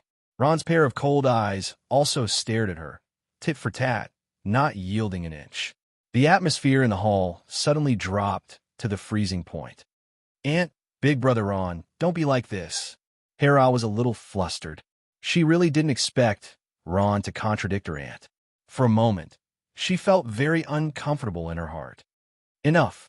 In the hall, Pluto's low voice sounded. He glanced at the two and said, "Both of you sit down. What is the meaning of shouting like this? Latte, don't forget your identity." Ron rubbed his nose and turned his head away with a cold snort. Lobbit also sat down angrily. He glanced at Pluto and said coldly, "Big brother, I'll say it again. You are too indulgent of your son, Ron. Yes, you and your father have reunited after a long time. This is something to be happy about, but everything has a limit. He relies on his little bit of strength and doesn't care about the consequences of his actions. He may have killed a magical beast today, but who knows who he will kill the day after tomorrow. When that time comes, it will be too late. I won't interfere in today's matter. Ron, you caused this trouble yourself. Think of a way to solve it yourself." After saying this coldly, Loftus ignored the crowd and left in a huff. "Aunt, Aunt," Hera called out a few times, but Queen Latte didn't even turn her head. Pluto sighed and shook his head. Ever since they were young, he really couldn't do anything about this sister of his. "Father, what do we do now?" Hera asked while biting her lips. "Although you scared off that magical beast from the sacred domain today, he definitely won't let this go. I know this." Pluto also sighed.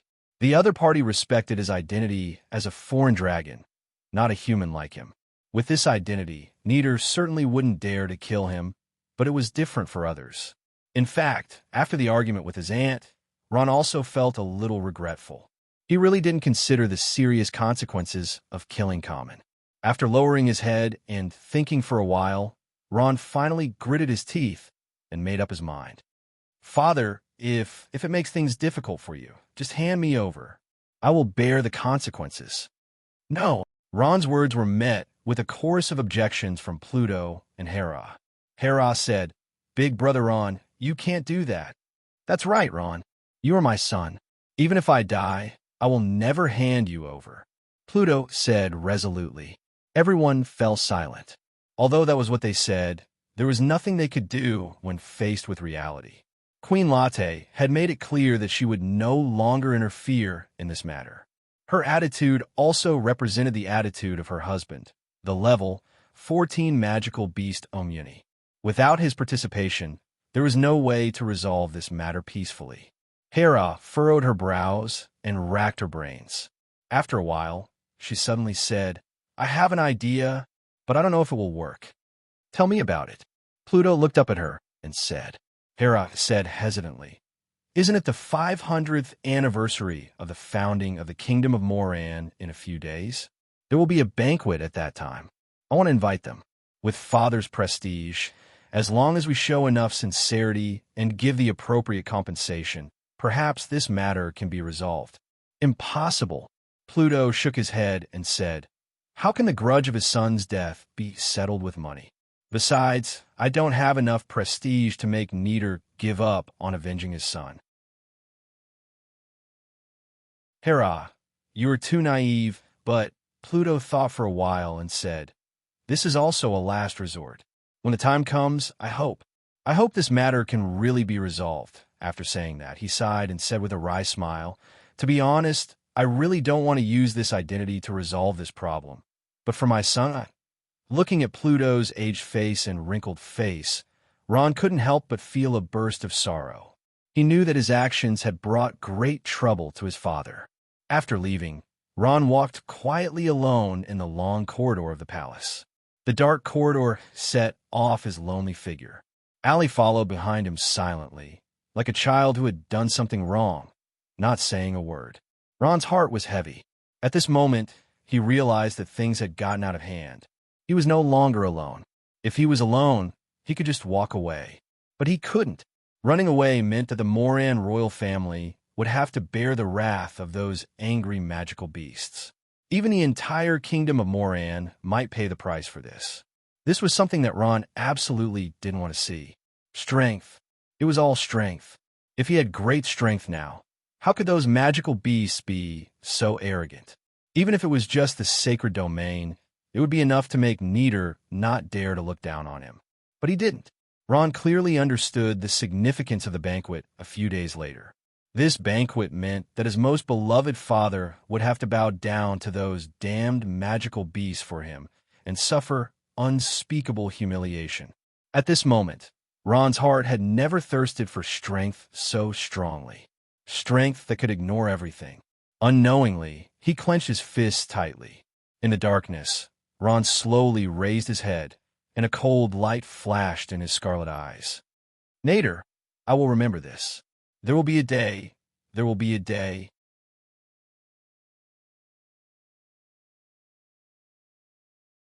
Chapter 461.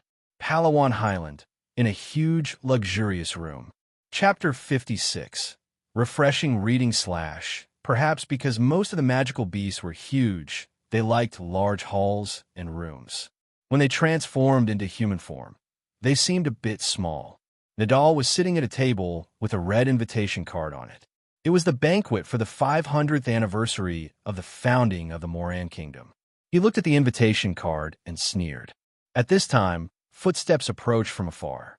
A thin young man slowly walked in and stood in front of Nadal. Nadal raised his head and smiled. You're finally back, Joss. The young man named Joss nodded slowly with a rare calmness on his young face. He was a high-level magical beast, a level 15 dragon's hawk with some dragon blood. His strength was equivalent to that of a high-level magical beast in the sacred domain. He was also Nadal's close friend and had just returned from outside. Joss' gaze fell on the table. He glanced at it and smiled. What's wrong? Even you received this? The corner of Nadal's mouth twitched fiercely.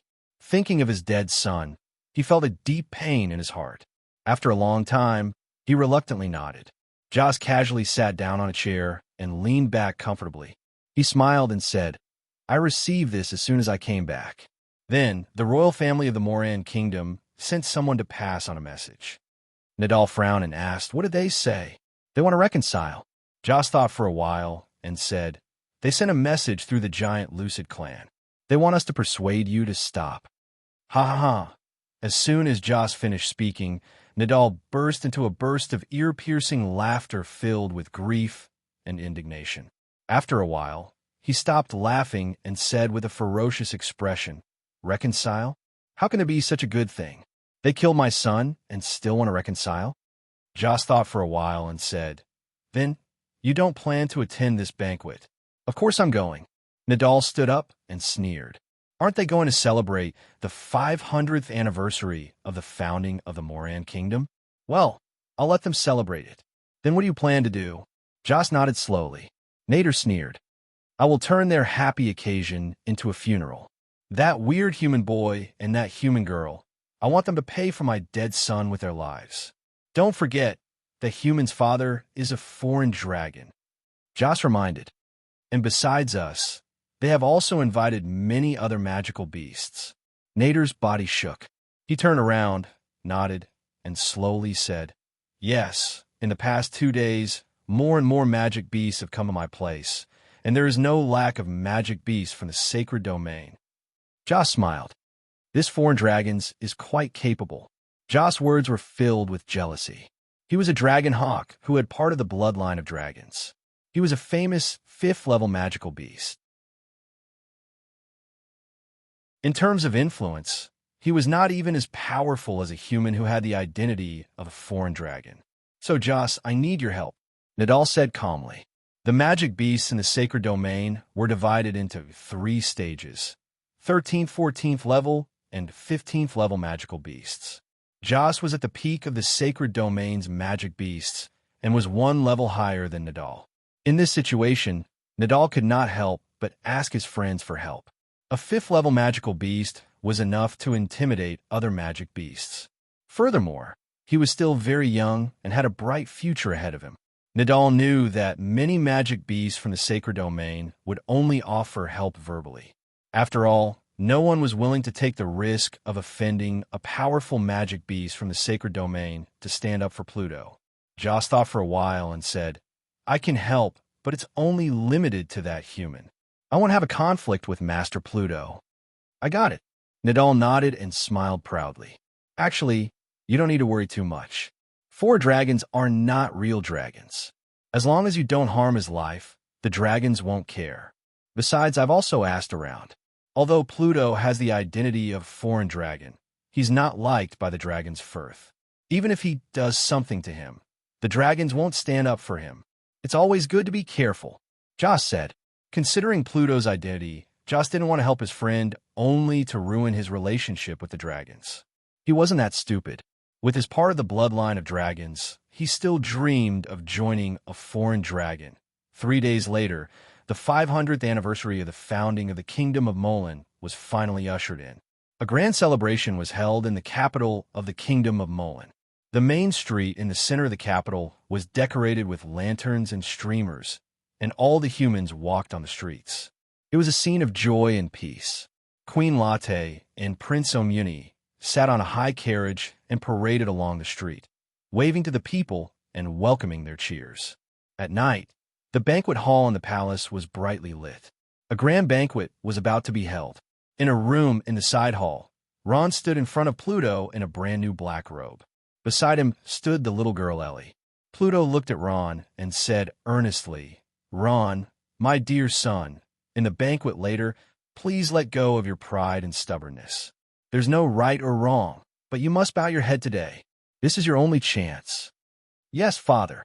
Ron nodded. An indescribable humiliation rose in his heart. The other party killed him, and he took revenge, but in the end, he had to apologize to the other party. Ron had always believed that he did nothing wrong, so he couldn't accept it. Looking at the white hair on his father's temples, Ron sighed.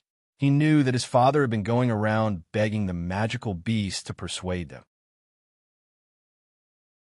In order to persuade the magical beasts of the sacred domain, he had spent a lot of money, totaling more than 100 million gold coins. What Ron didn't expect was that Aunt Latte would quietly bear more than half of the cost, which greatly changed Ron's impression of her. It could be seen that Aunt Latte was still worried about her nephew. Knock, knock, knock. Soon, the door was pushed open and Hera walked in. She glanced at Ron, walked to her father's side, and said softly, Father, there are many guests outside. Needless to say, the guests outside were all magical beasts. Many of them had come because of Pluto. Of course, some of them were also attracted by the magic of money. Are all the guests here? Pluto asked. Most of the magical beasts on the list are here. Hera thought for a moment and replied, Nadal is here too. Accompanying him is a dragon hawk, a level 15 sacred domain magical beast. It's him? Pluto sucked in a breath of cold air. With the support of this level 15 magical beast, things would become very difficult. Where are the magical beasts of the sacred domain that we invited? Are they all here? Pluto asked with a grave expression. Hera looked at the guest list and said, There's still one that hasn't come, but he promised to come. Pluto nodded and stood up. Let's not wait for her. Let's go welcome the guest now. Ron and Ellie followed. Hera walked behind them and gently tugged at Ron's sleeve. Ron turned around and heard Hera whisper, Big brother Ron, most of those magical beasts are very rude. Bear with them later. Ron nodded and said, Don't worry, I won't make things difficult for you. In this situation, Ron could only grit his teeth and bear it in order to save his life. Although he could escape, the Moran royal family would not be able to escape. The banquet hall was already filled with people. The maids of the Moran kingdom's royal palace, who were usually high and mighty, were shuttling back and forth as waitresses, constantly serving dishes and wine to the guests. There was no lack of lecherous magical beasts. They couldn't help but reach out and pinch the beautiful maids' crotches, causing the maids to scream loudly and the magical beasts to laugh loudly. The respectable and noble foreign dragons, Prince Pluto of the Moran Kingdom, has arrived. The guards shouted loudly. They deliberately shouted the words "foreign dragons" loudly to highlight Pluto's identity. This was also arranged in advance. Following the guard's loud voice, Pluto led Ron, Ellie, and Hera into the banquet hall. Foreign dragons? The word dragons attracted the attention of many magical beasts. The magical beasts all turned around, and some of the magical beasts that were harassing the human women immediately restrained themselves. For them, dragons were arrogant and inviolable existences. Look, they're coming out. Needle, Joss, and several other magical beasts of the sacred domain gathered together and sat on leather chairs. They were the main characters of this evening. Joss glanced over and said indifferently. Needle sneered and said, "I'd like to see their performance." A magical beast of the sacred domain laughed and said, "Don't worry, Big Brother Needle. We brothers will definitely support you." Another magical beast said, "Those humans killed Big Brother's son, but Big Brother only held 2 humans responsible. How merciful." A magical beast of the sacred domain said, "If it were me, I would have turned the entire Moran kingdom upside down. How could it be that easy? Later, I'll make them beg for death." Needle laughed. His eyes were filled with coldness. He glanced at the magical beasts and said, "Everyone, listen to my command. Tonight, we'll make a big scene. Let's see what those humans can do." At this moment, Pluto had already walked into the banquet hall with Ron following behind him. He glanced over at Needle. Ron could see Needle, and Needle could see him. However, Ron pretended not to see and slightly turned his head. This angered the magical beasts around Needle. "Look, the human is acting like nothing happened. Does he think we're air? We'll teach him a lesson later. Does he think he can do whatever he wants because he has a 4 dragons as his father?" Needle didn't care. He sat still and sneered, "I'll teach him a lesson later."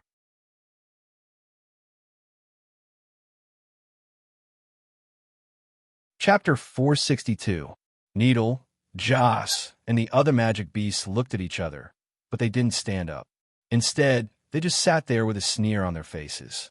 Novel ranking list source of this book /Grainweb, Sir Needle. Pluto walked to Needle's side with a glass of wine.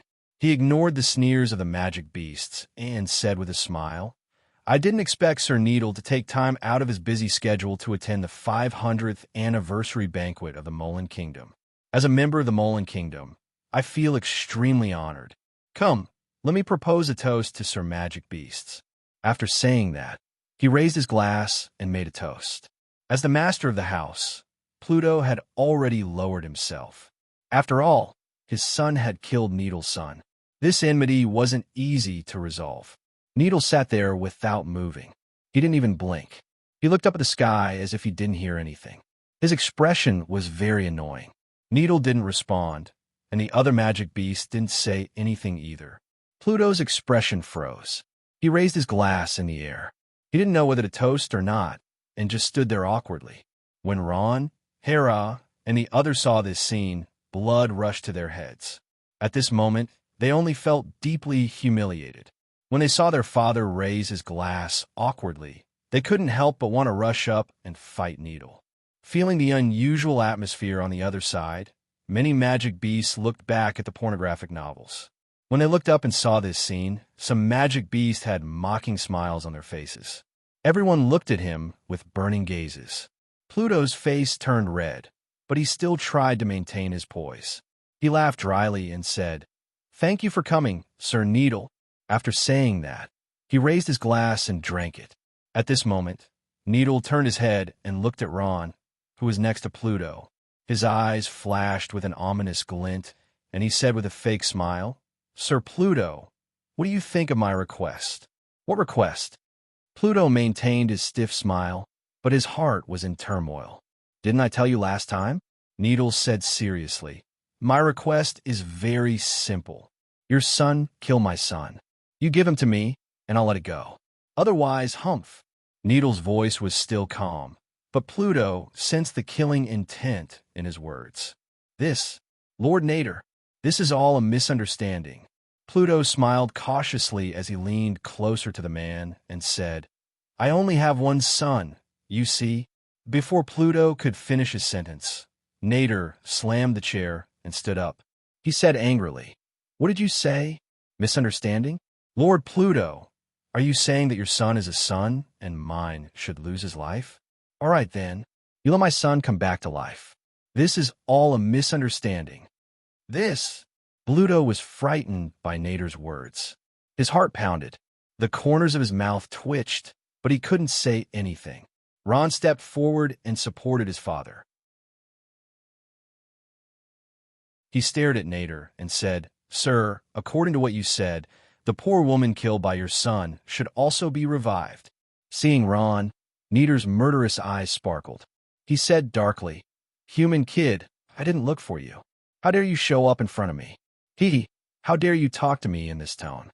Believe it or not, I will kill you in this hall." No matter how well-mannered Ron was, he was still provoked by Nader's words. He sneered and said, "You can try." Nader didn't expect that this human would be even tougher than he was. He wanted to humiliate this human, but now he was embarrassed. Nader's face darkened. He gritted his teeth and said, "Human kid, do you want to die?" Nader's body trembled. A faint killing intent spread out. The entire space seemed to collapse. It was full of pressure. Pluto and Allie, who were weaker, felt suffocated. The atmosphere in the room dropped to the freezing point. At this moment, Pluto was complaining in his heart. If he knew this would happen, he wouldn't have let Ron come. This kid was used to being in the wilderness. He was arrogant. Now, there was no need to talk about reconciliation. "Ron, what's with your attitude?" Pluto abruptly pulled Ron as he said in a solemn tone, "Apologize to Lord Needle right now." No. Ron's blood rushed to his head. At this moment, he was ready to risk everything. Even if he died now, it would be better than being humiliated like this. He said loudly, "I didn't do anything wrong. Why should I apologize? His son killed my family, so he must die." This time, not only Nader, but even Joss and the other magical beasts' faces changed. They stood up one by one, their eyes cold. Humans weren't qualified to be compared to magical beasts. In their eyes, Nader was already very magnanimous. However, these humans didn't know what was good for them. Since they didn't know what was good for them, they had to teach them a lesson. Pluto's heart sank. He raised his voice and ordered, "Apologize to Lord Nader immediately." Pluto was angry. His tone had become very harsh. Being stared at by several magical beasts from the sacred domain, Hera was already pale with fright. She pulled Ron. Ron also felt that he was too impulsive. Thinking of the consequences, he clenched his teeth and took a step back. He bowed deeply and said, "I'm sorry, Lord Nader." After saying that, Ron's heart was filled with humiliation. He angrily clenched his fists. His body couldn't help but tremble. His eyes were red. He had sacrificed Aunt Susan's life, and in the end, he still had to apologize to Nader. There was nothing more humiliating than this. Of course, in the eyes of the humans from the kingdom of magical beasts, Ron was already very lucky. He killed the son of a magical beast from the sacred domain and was still alive. This was all because he had a foreign dragon as his father. Pluto let out a sigh of relief.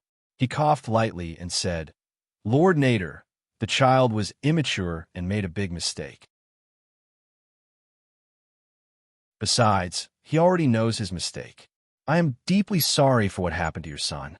I will compensate you appropriately and try my best to satisfy you. I hope you can let him go, Lord Nader." To Pluto, any problem that could be solved with money was not a problem. "Let him go." Nader glanced at Pluto and smiled contemptuously. "Put away your stinky money. Do you think you could buy my son's life with money? Lord Pluto, you are a foreign dragon. I won't make things difficult for you." After saying that, he stared at Ron with a cold gaze and said word by word, "But this human brat must die today." As soon as Nader finished speaking, Pluto felt as if he had been splashed with a bucket of cold water. He felt cold from head to toe as he looked at his only son, Ron. A sense of powerlessness welled up in his heart. He swayed a few times and almost fell to the ground. Foreign dragons. What's the use of being a foreign dragon? I can't even protect my own son. With a last glimmer of hope, Pluto looked at the magic beasts of the sacred domain behind him. asking for help. Those magic beasts of the sacred domain who had received benefits felt that they needed to say something. They hesitated for a moment before walking forward. Nader, let's call it quits. Let's stop. That's right. Even if you kill Lord Pluto's son, your son won't come back to life. Listen to my advice, Nader. We are old friends. Both sides are at fault here. Let's each take a step back. The magical beasts all began to speak up for Ron, especially the saint-level magical beasts. Their words carried the most weight. Once they opened their mouths, even Nader could only listen. It wasn't good for him to say anything. Oomph. At this time, a cold snort came from the side. That snort seemed to carry power as it shook the hearts of everyone present. The level 15 Dragonhawk Joss, who had been sitting motionlessly, slowly stood up. His young eyes swept over those old magic beasts as he coldly said, "Sirs, what is the meaning of this? Could it be that you intend to stand on the side of the humans and oppose us?" A level 15 magic beast? As soon as he said that, the expressions of the few magical beasts that had come to support him changed. They saw Joss continuously releasing the might of a level 15 magical beast. The lightning energy that he emitted faintly carried a trace of the might of a dragon. Level 15 magic beast, Dragonhawk. He was much stronger than the other magic beasts. Ron felt the increasing pressure from the level 15 magic beast, and his heart gradually sank. He had a bad feeling. This powerful magic beast was standing on Nader's side. Seeing his good friend subdue those magic beasts from the sacred domain, a proud smile appeared on Nader's face. "Let me introduce you. This is my best friend, level 15 magic beast Dragonhawk Joss. Let's get to know each other." Joss. Hearing this familiar name, those magic beasts from the sacred domain suddenly understood. This Joss was a powerful magic beast that had recently risen. He was young, but he had the strength of the sacred domain. He was also one of the best among magic beasts. It was said that his fame had spread throughout the continent of magic beasts. Because he had part of the bloodline of dragons, he had already caught the eye of the dragons. He might become a foreign dragon. After knowing the other party's background, those magic beasts' attitude took a 180-degree turn. They smiled and said, "So it's Lord Joss. Hee. Sorry to disturb your conversation. Let's go over there and take a look." Those magic beasts from the sacred domain hurriedly said goodbye and left without looking back. You. Pluto was dumbfounded. He wanted to stop them, but those magic beasts from the sacred domain acted as if they didn't hear him and slipped away without any sense of brotherhood. Those magic beasts had a bottom line when they helped. Who would offend a powerful magic beast from the sacred domain and a future foreign dragon for some small benefits? Although Pluto was also a foreign dragon, his human identity couldn't be compared to the other party. The helper left. Let's see who will help him. Nonsense, who would dare to help him? Do you know who that Joss is? He's the strongest young magic beast from the sacred domain. It was said that because he had part of the bloodline of dragons, he had caught the eye of the dragons. He might become a foreign dragon.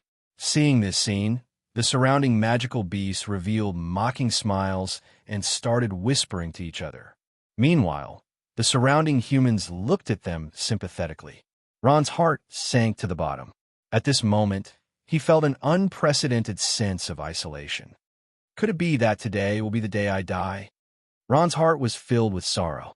At this time, Nader turned around with a smile and raised his eyebrows slightly. "Lord Pluto, what are you saying now?" "Lord Nader." Pluto's face was ashen.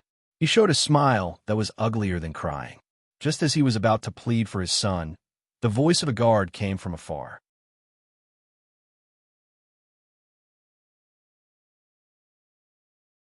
Chapter 463. Delin. Hearing this familiar name, Ron couldn't help but stare blankly for a moment. Go to the library to read when you see an entertaining picture. He looked up and saw a beautiful figure leisurely walking across the red carpet in the hall. She wore a long white dress that dragged on the floor. A blue flower was inserted in her hair. She wore a black evening dress that revealed most of her shoulders. A white fur coat was wrapped around her arm, which set off her snow-white skin. She looked cold and arrogant. Lin's appearance attracted the attention of all the men present. In addition to magical beasts, there were also humans. Their eyes were filled with lust. But in the eyes of the magical beasts, there was naked lust. At this moment, they wanted to rush over and strip this magical beast beauty naked, press her under their bodies, and ravage her with all their might. But they didn't dare because this beautiful girl in the noble white dress was a powerful magical beast from the sacred domain. She was also the king of the wolf clan, the moon-devouring wolf. Lin seemed to be used to this kind of gaze, but her face still showed a trace of dissatisfaction. She coldly snorted, and a powerful pressure spread out in an instant. The surrounding magical beasts suddenly became silent. Ron stared at her. That's right, she was Lin, the little white wolf he met in the dark forest. The two of them worked together to kill the Holy Sea's holy son, Guderian. After not seeing her for a few years, Lin's naive face revealed a trace of maturity, as well as a trace of coldness. The magical beast of the fourth rank, the Thousand Illusion Ice Wolf, had also grown into a saint-level magical beast, the moon-devouring heavenly wolf. Feeling the powerful strength and pressure from the other party, Ron couldn't help but feel ashamed. After a few years, that little white wolf had become the overlord of the kingdom of magical beasts, but he still had nothing. A faint trace of disappointment appeared in his heart. Ron subconsciously turned around. He didn't want Lin to see his humiliating side in front of Nadal. Ron didn't want to be seen by Lin, but he didn't know that Lin's beautiful eyes had turned around and saw him. Suddenly seeing Ron, Lin was surprised and happy. She didn't expect to see the person she had been thinking about day and night here. Her heart was suddenly filled with happiness. As soon as Lin opened her mouth, the whole hall was stunned. They didn't expect that this powerful overlord of the magical beasts would take the initiative to greet a human, and this human had just been humiliated. Lin walked up quickly, a happy smile on her face. It was the look of someone reuniting with their lover after a long separation. Now it was impossible for Ron to avoid meeting Lin. She was already in front of him. Lin. Ron forced out a smile, but at this moment, he really couldn't bring himself to smile. Ron. It's really you. Lin was both surprised and happy. Like a little girl, she skipped over to Ron, her pair of beautiful eyes fixed on him, eyes full of joy. At this moment, she didn't look like the overlord of the magical beasts in the sacred domain at all. Thinking of the oath she had made in front of her grandmother's grave, Lin's face showed a trace of shyness, looking cute and naive. This time, Pluto was also stunned. Even Hera looked at Ron with a strange gaze. They didn't know when Ron had hooked up with a 15th-rank magical beast, and from the looks of it, their relationship wasn't ordinary. After the initial excitement, Lin quickly returned to normal. She smiled and said, Ron, why are you here? Ron smiled and extended his hand. This is my father, Lord Pluto. Lin was a little surprised and smiled. I've known Lord Pluto of the Foreign Dragons for a long time, but I didn't know that you had a son. Then she blinked and said, Moreover, I know your son. Pluto laughed. Haha, it's an honor to know Lady Lin, the Celestial Wolf King. This is a kind of fate. Ron, don't you think so? Pluto's words were directed at Ron, and he gave Ron a meaningful look. At this time, a cold snort came from the side, drawing the attention of Ron, Pluto, and Lin. At this moment, Nader was very unhappy. Ever since Lin came, he felt like he was being ignored. Nader fiercely glared at Ron and said to Pluto, Lord Pluto, what do you think? Feeling the unfriendliness in Nader's eyes, Lin frowned and asked, what's wrong? At this moment, she finally regained her authority as a magical beast in the sacred domain. Hearing this, Pluto was overjoyed. Since Lin took the initiative to ask, it meant that she didn't intend to stay out of this. He immediately said, it's like this. My son Ron and Lord Nader have a little conflict, and we're now discussing how to resolve it. Then, he recounted what had happened. Before Pluto could finish his sentence, Nader interrupted him. Madam Lin, this has nothing to do with you. Please stay out of it. Stay out of it. Lin smiled proudly and said resolutely, Ron is my friend, so I'll definitely stay out of it." Once she said this, the hall immediately became quiet, and the air was filled with the smell of gunpowder. From then on, Ron didn't speak. In front of Lin, he seemed a little inferior. At this moment, a cold voice came from his side. "This is a matter between Nader and that human. Your Excellency, if you want to interfere as soon as you arrive, you're being too nosy." Lin froze and looked toward the voice. It was a handsome young man who had transformed into a human, and his eagle-like eyes flashed with a cold light. Lin frowned and asked, "Your Excellency, who are you?" As she spoke, she had already regained the authority and killing intent of a magical beast in the sacred domain. Joss smiled coldly and said, "I'm a level 15 sacred domain magical beast from the Palawan Highlands, Dragonhawk Joss." After saying that, his body trembled, and an incomparably powerful aura gushed out like an invisible net, enveloping everything in the surroundings, including Ron, Ellie, and Pluto. The sacred domain of magical beasts was divided into 3 levels. The lowest level 13 was the sacred domain, and level 15 was also the sacred domain. However, the difference between level 13 and level 15 was like heaven and earth. A level 15 Dragonhawk with an excellent bloodline was definitely an outstanding existence. It was no wonder he was so arrogant. In the face of Joss' tyrannical level 15 strength, many magical beasts, even those from the sacred domain, would choose to temporarily avoid him. However, Lin didn't buy his words.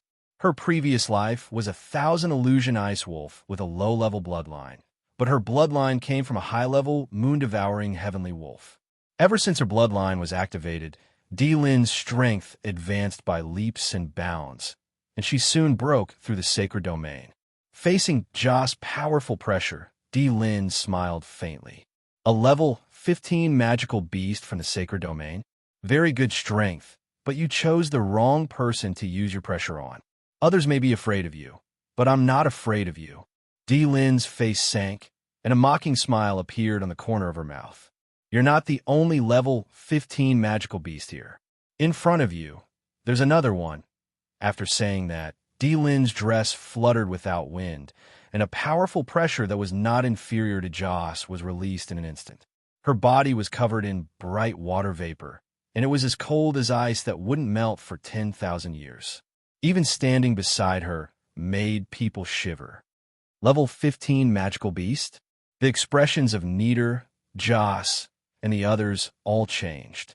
This power that could contend against Joss, the Dragonhawk, was undoubtedly that of a magical beast of the 15th rank. This time, not only Nader, Pluto, Ron, and the others, but also the surrounding magical beasts were all shocked. Who would have thought that such a young and beautiful girl was a level 15 magical beast? Among magical beasts, bloodline was the most important, and cultivation was secondary. For example, Nader could only reach level 14 magical beast in his lifetime, and it was impossible for him to go any higher, unless he could eat a secret medicine that could improve his bloodline. But such a secret medicine could only be found by chance in the Noah continent. The 2 level 15 magical beasts confronted each other, releasing their powerful auras without any scruples. For a moment, a powerful aura was formed around them. The aura was constantly pressing down, making the people in the middle of the aura feel very uncomfortable, and they all retreated a few steps. Ron's heart was full of shock, but more than that, he was touched. Lin, this little white wolf that he had only met once, had bravely stood out at this critical moment, risking the danger of falling out with a level 15 magical beast to stand by his side. Ron's expression was complicated. He didn't say a word, and could only bury this gratitude deep in his heart. Nader was also stunned. He had thought that victory was within his grasp, but he didn't expect that a powerful level 15 magical beast would appear. For a moment, his confidence was shaken. Joss quietly looked at Lin, this level 15 magical beast younger than him.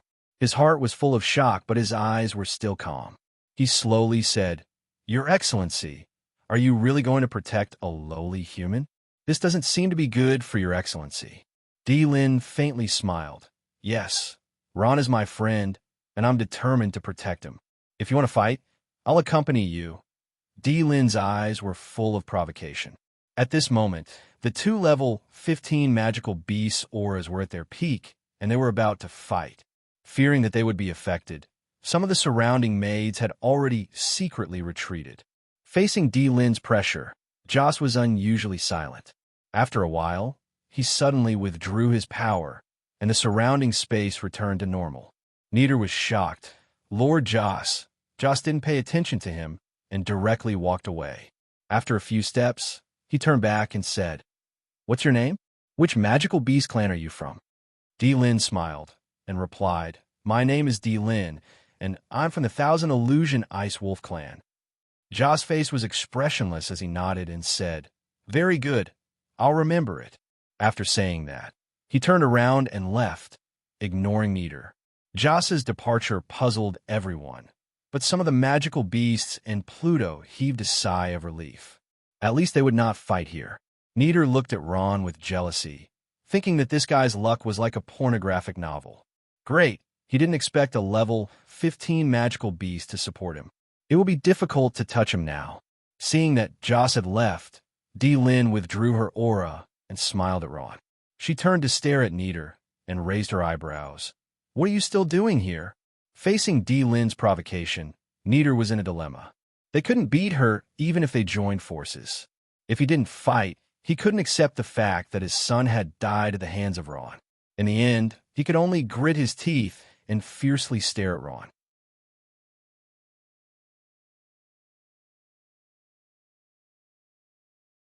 Chapter 464. Phew, Pluto finally heaved a sigh of relief.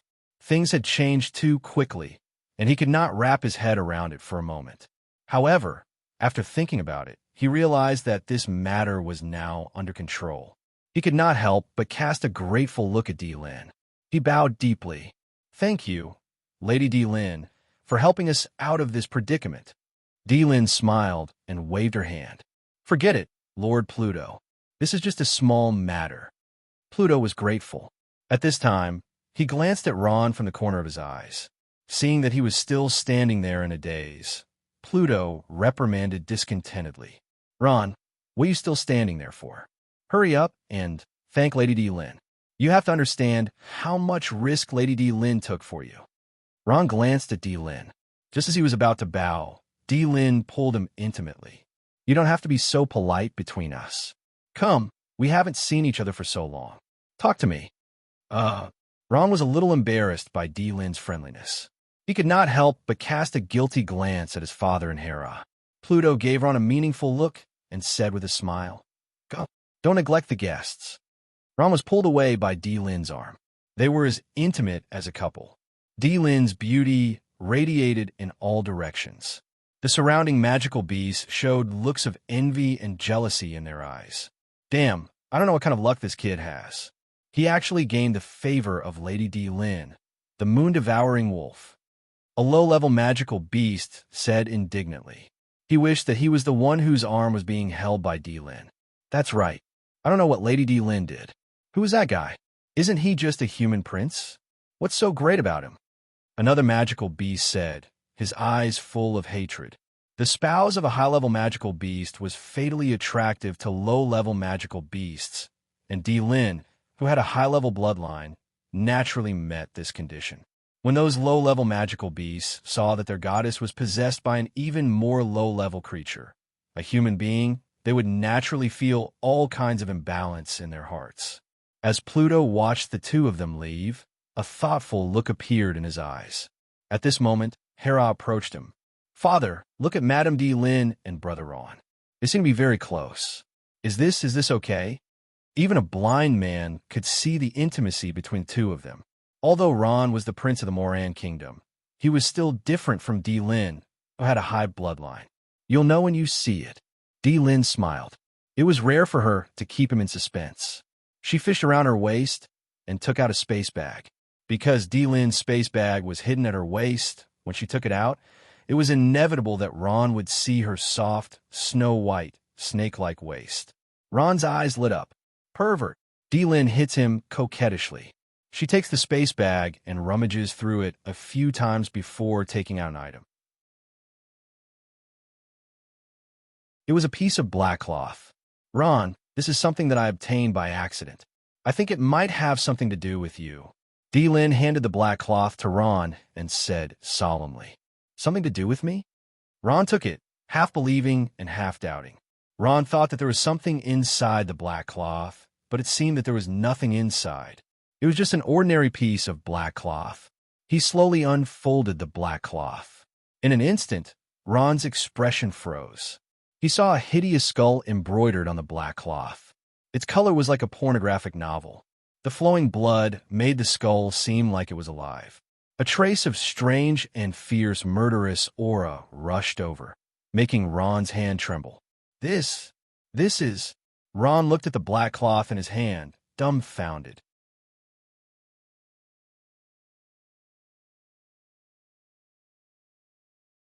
Chapter 465.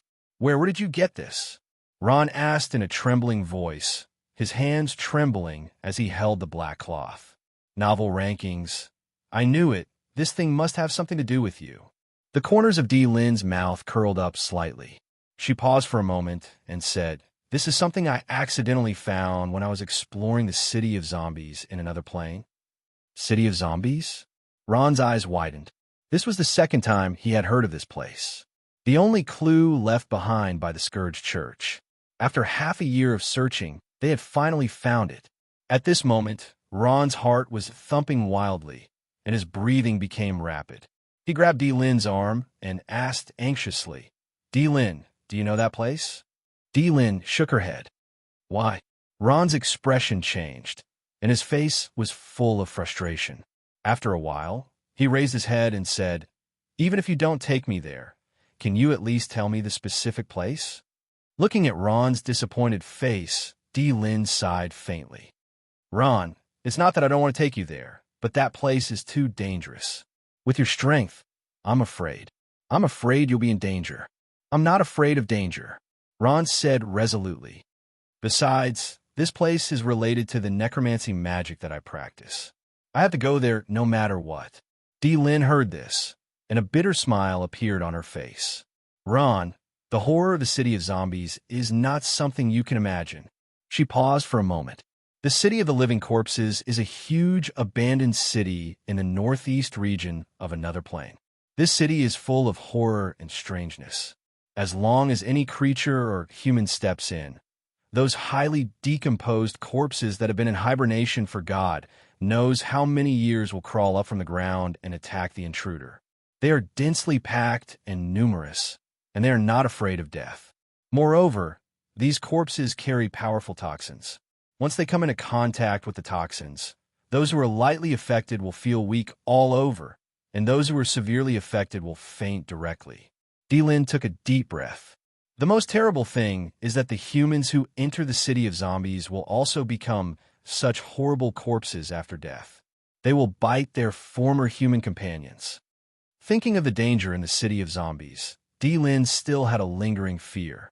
Even with her strength as a fifth-level magical beast, she was almost trapped there. It was as if there was a mysterious force protecting her. The strength of this force also frightened her. Ron listened quietly and did not say a word. He kept thinking about such a scene in his mind. Was this city of zombies related to necromancy magic? Seeing Ron's silence, D-Lin thought that she had convinced him. She smiled. Ron, when I saw the broken skull flag, I already thought that you might be related to this place. Because this flag faintly exudes a terrible power, which is very similar to the necromancy magic that you use. But I still don't recommend you to go. This place is too horrible and dangerous. D-Lin shook her head. Even with my strength, I was almost trapped there. Ron, I understand how you feel, but it's really too dangerous. What if I have to go? Ron said. He slowly raised his head, stared at her quietly with his dark eyes, and said loudly, D-Lin, I know you care about me, but that place is too important to me. Over the years, I've been looking for an answer. That is, the truth behind the sudden separation and collapse of the Scourge Church 100,000 years ago. And the repeated disappointments have made my heart extremely tired, so I will never miss this opportunity. Ron said resolutely. D-Lin, I hope you can tell me where this city of zombies is. Looking at Ron's resolute eyes, D-Lin's heart suddenly trembled. After a long while, she nodded, took a deep breath, and said, I know you won't give up. Well, I promise you, let's go together. What? Ron was taken aback. You mean, let's go together? Yes. D-Lin nodded with a smile. I'll go with you. Ron breathed a sigh of relief, and a long-lost smile finally appeared on his face. With D-Lin's help, his safety was at least guaranteed. He grabbed D-Lin's hand and said sincerely, D-Lin, thank you. D-Lin smiled shyly. You don't have to be so polite with me. They held each other's hands tightly, and time seemed to stop. Their eyes in the dark quietly looked at each other, and the air was filled with a hint of ambiguity. When are we leaving? After a long while, Ron broke the silence and asked, Not now. D-Lin thought for a while. I'll leave here early tomorrow morning and go back to the snowfield of Asia Minor to deal with some things. If you want to go to the city of zombies, you can find me there, Ron nodded. I'll be there. D-Lin smiled like 100 flowers blooming. She tilted her head and asked, Do you remember the family iron plate I gave you when we parted last time? Is it this thing? Ron thought for a while. He rummaged in his space bag and took out a heavy iron plate on which a lifelike white wolf head was carved. So you've been keeping it. Seeing the iron plate she gave Ron, D-Lin smiled. She took the family iron plate and did something unexpected to Ron. She gently opened her red lips and kissed the iron plate. Not long after, a bright red lipstick mark was left on the iron plate. With this, you can go all the way in the snowfield of Asia Minor. D-Lin smiled and handed the iron plate back to Ron. I'm leaving. I'll be waiting for you in the snowfield of Asia Minor. D-Lin's eyes were burning with passion. Holding the small iron plate that was still warm in his hand, Ron was both excited and excited. Back in his room, Ron's head was still dizzy. His heart was filled with endless hope. This city of zombies was most likely related to the Scourge Church. Knock, knock, knock. Ron was still in the midst of his excitement. At this time, there was a soft knock on the door. Allie's voice came from outside the door. Brother Ron, are you asleep? Allie. Ron got up and opened the door. He saw Allie standing there alone. Her pale face was red from a cold. It seemed that she had been waiting for a long time. Allie, why are you standing outside? Look at how cold you are. You must have been waiting for a long time. Come in. Looking at Allie's thin and weak body, Ron couldn't help but feel pity for her. Since Aunt Susan's death, he had always treated Allie as his own sister. He didn't allow anyone to bully her. Seeing Ron, Allie said embarrassedly, Brother Ron, I've been looking for you all night. Those palace maids all said you didn't come back. Ron nodded. I just came back. By the way, you've been looking for me for so long. What's the matter? Ron asked. There's something. Allie lowered her head and said in a low voice, embarrassed. Ron wasn't surprised. He nodded. Say it. As long as it's within my power. Brother Ron. Allie slowly raised her head. A trace of determination flashed through her eyes. I want to become strong. What? Ron thought that he had misheard. This weak girl who had never cultivated before actually wanted to become a strong person? Allie, you mean you want to become a professional? Ron asked in surprise. Yes. Allie nodded heavily. Brother Ron, ever since that day, I've often thought that I can't hide behind you forever. I don't want to be a burden to you.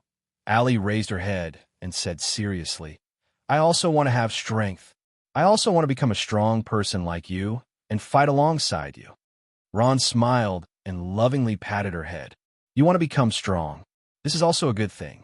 You're still young, and it's not too late to cultivate. I believe that your mother's spirit in heaven will be very happy to see you embark on the path of becoming a strong person. Thinking of Aunt Susan's voice and smile, Ron became absent-minded. After a while, he asked, Right, Allie, what kind of profession do you want to become? I want to learn necromancy. I want to become a necromancer like Brother Ron. Allie said seriously. Ron shook his head. No, your physique isn't suitable to cultivate necromancy. Ah. Allie heard this and opened her mouth wide. What? Everyone's innate talent is different. It's not impossible for you to cultivate necromancy, but due to the limitations of your innate talent, your achievements may not be too high. This point will restrict your future development. Ron said earnestly. He explained a relationship between innate talent and cultivation to Allie. These things were all told to him by Grandpa Homelin. Of course, Allie also read pornographic novels. This was the first time she had heard of it. Then what profession can I be? Hearing that she couldn't cultivate necromancy, Allie's eyes were filled with disappointment. These days, seeing the powerful and mysterious might of necromancy, she had been deeply impressed and had taken Ron as her idol. Ron paused and said, although you can't cultivate necromancy, you can become an outstanding magician. Magician? Allie nodded and became happy again. That's not bad. After a while, she asked timidly, Brother Ron, do you know magic? Can you teach me? In Allie's young heart, Ron was omnipotent.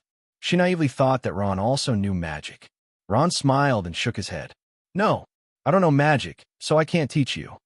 Oh, hearing that Ron couldn't teach her, Allie was disappointed again. Then I can't learn magic? Ron was about to comfort her when he suddenly had an idea. He smiled and said, although I can't teach you magic, I know a good place to learn magic. Where is it? Allie's eyes lit up, and she raised her head to ask. Balrog's Academy, Ron said with a smile. My alma mater.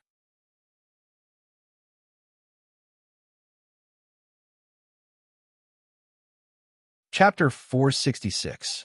In front of a steep cliff in the Palawan Highland, a slender figure was standing on a protruding rock. His handsome face was as firm as a mountain rock, and he was overlooking the earth like an eagle. He was the level 15 magical beast, Dragonhawk Joss. At this moment, he was wearing a golden robe. When a mountain breeze blew, his robe slightly fluttered, making him look extraordinary. Not long after, a rustling sound came from behind the young man. A tall figure came out and stood behind the young man. The young man acted as if he didn't see him. He still had his hands behind his back and didn't move. He said lightly, Nader, you're here. Pornographic novel. The figure that came later was Nader. At this moment, his face was extremely ugly. His muscles trembled a few times, and he snorted, Joss, I think you owe me an explanation. Explanation? Joss turned around in surprise. What explanation? Nader's face turned purple as he roared. Joss, don't forget what you promised me. Then why did he leave without saying a word just now? Were you scared by her? Hee. Scared of her? Not really. Joss smiled and looked deeply at Nader. I think I've fallen in love with her. Joss closed his eyes, and Di Lin's stunning face appeared in his mind. On the outskirts of the Mo kingdom, carriages were lined up in a row. The horses were snorting, and the surrounding mercenaries were busy packing up, looking like they were preparing for a long journey. Big Brother Ron. Ellie stood in front of the carriage with a small package in her hand. Her big eyes blinked as she looked at Ron, her eyes showing reluctance to part with him. Ron lovingly patted her head and said with a smile, When you arrive at the academy, listen to the teacher. Study hard. Ellie nodded heavily. Big Brother Ron, I will. At this time, a mercenary with a big beard came over and said to Ellie, Little sister, we're ready to leave. Oh, Ellie nodded. She turned around and said to Ron, Big Brother Ron, I'm leaving. Okay, take care. Ron smiled and said to the bearded mercenary, Please ensure my sister's safety. The bearded mercenary grinned. Don't worry, little brother. We, the Hurricane Mercenary Group, are trustworthy. We promise to send your sister safely to the Balarax Academy in the Roland Empire. Don't worry. Ron nodded, and the bearded mercenary turned and walked to the carriage.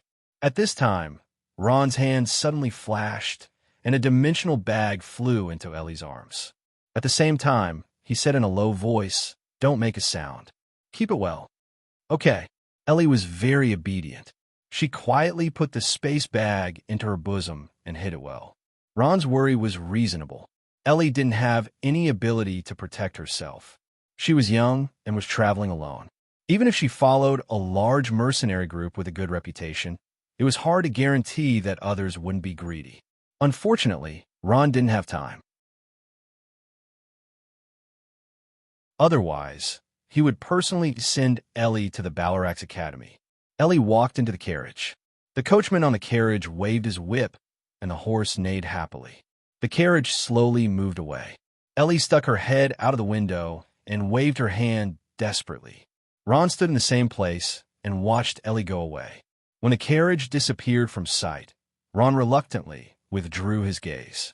He sighed softly and murmured, "It seems that I have to do something of my own." Asia Minor Snowfield. The endless Asia Minor Snowfield was a pearl in the northwest of the magical Beast continent. It was covered with snow all year round, and the climate was cold. It was the best place for magical beasts that liked ice and snow. It was also the territory of the 1,000 illusion ice wolves. Although it was desolate and uninhabited, it didn't mean that no one was guarding it. Ron was watched as soon as he stepped into this place. Crash! In front of Ron, a group of snow-white figures suddenly rushed out and surrounded Ron. What appeared in front of Ron was a large group of giant white wolves.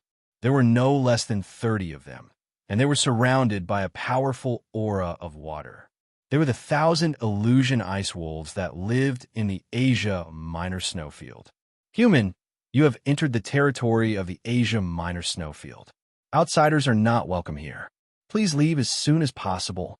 At this time, the leader of the pack, a giant white wolf, spoke. The leader of the pack was an 8th-level magical beast. He stared at Ron with a pair of blood-red eyes, full of hostility. Wolves were extremely sensitive creatures. The leader of the pack smelled danger from Ron. Ron's strength was at the mid-master level, which was equivalent to that of an 11th-level magical beast. In other words, even if all of these wolves pounced on Ron, they wouldn't be able to defeat him. Therefore, the leader of the pack didn't dare to act rashly. Ron stood still and smiled. He unhurriedly took out an iron plate from his bosom. On it was a ferocious white wolf head. He showed the plate to the leader of the pack and spoke indifferently. "I'm here to pay a visit to the celestial wolf king D-Lin." The leader of the pack looked at the iron plate in Ron's hand suspiciously. He recognized at a glance that this was undoubtedly the token of the 1,000 illusion ice wolves. Moreover, only elders were qualified to possess it. The leader of the pack's eyes clearly changed, and his tone became respectful. "So you're a guest of the Celestial Wolf King. Please forgive my previous offense. I will now take you to the Celestial Wolf King's residence." The leader of the pack walked in front of Ron and lowered his body. "Honorable guest, please sit on my back."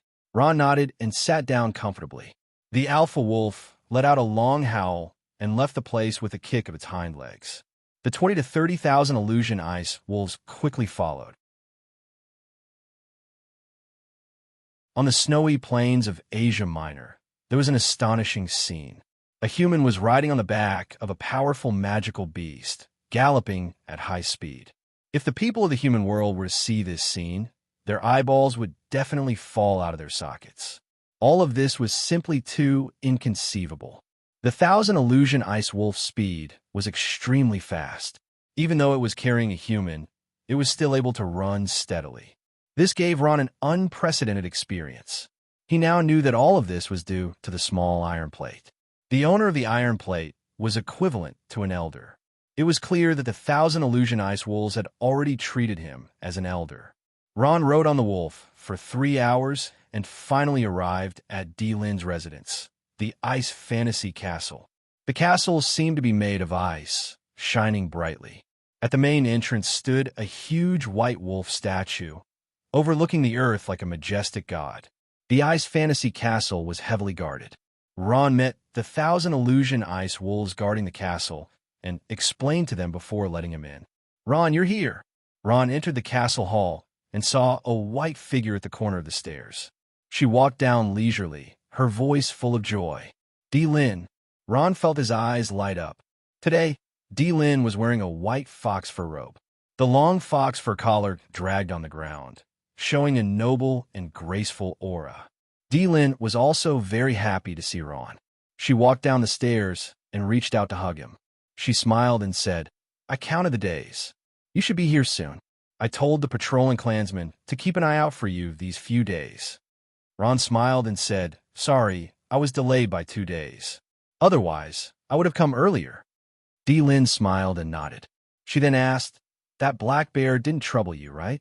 She was referring to the purple-maned giant bear, Nader. "No," Ron answered honestly. Delin smiled proudly and said, "I've already asked someone to pass a message to him. If anything happens to you, and I find out that it was him who did it, there's no need for this race to exist in this world." Her words were filled with a powerful, domineering aura. With Delin's current strength, she was indeed qualified to say this. In a magical beast continent, she was considered an overlord. She was completely different from Nader, who was also from the sacred domain. The difference was in bloodline. Ron nodded. Sometimes gratitude did not need to be said. He silently kept it in his heart. He thought for a while and said to Delin, "When do we leave? The city of living corpses?" Delin smiled and said, "This place is a famous, dangerous place in another plane. Originally, I didn't plan to go there again in this life.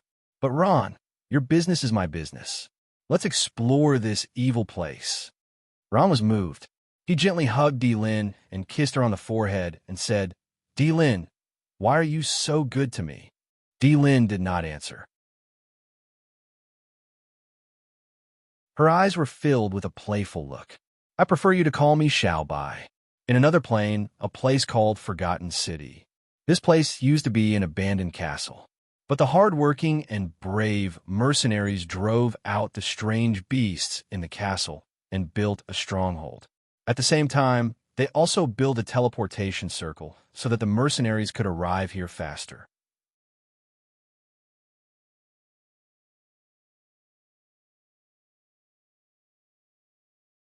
Chapter 467. Delin transformed into her human form and stood in the center of the teleportation array. Although she did not deliberately reveal it, she had already released a powerful aura that intimidated the surrounding humans. Loved to read, loved to share. He had explored the 56th library and had almost lost it there, but he had never heard of any treasures. "Yes, Lord Direwolf," Ibidos said respectfully. According to some of the mercenaries who escaped, they found a lot of treasures in the city of the living corpses. There were countless high-level equipment, weapons, gems, and gold coins. "The news is true?" Ron asked with a grave expression. "Yes." Ibi lowered his head.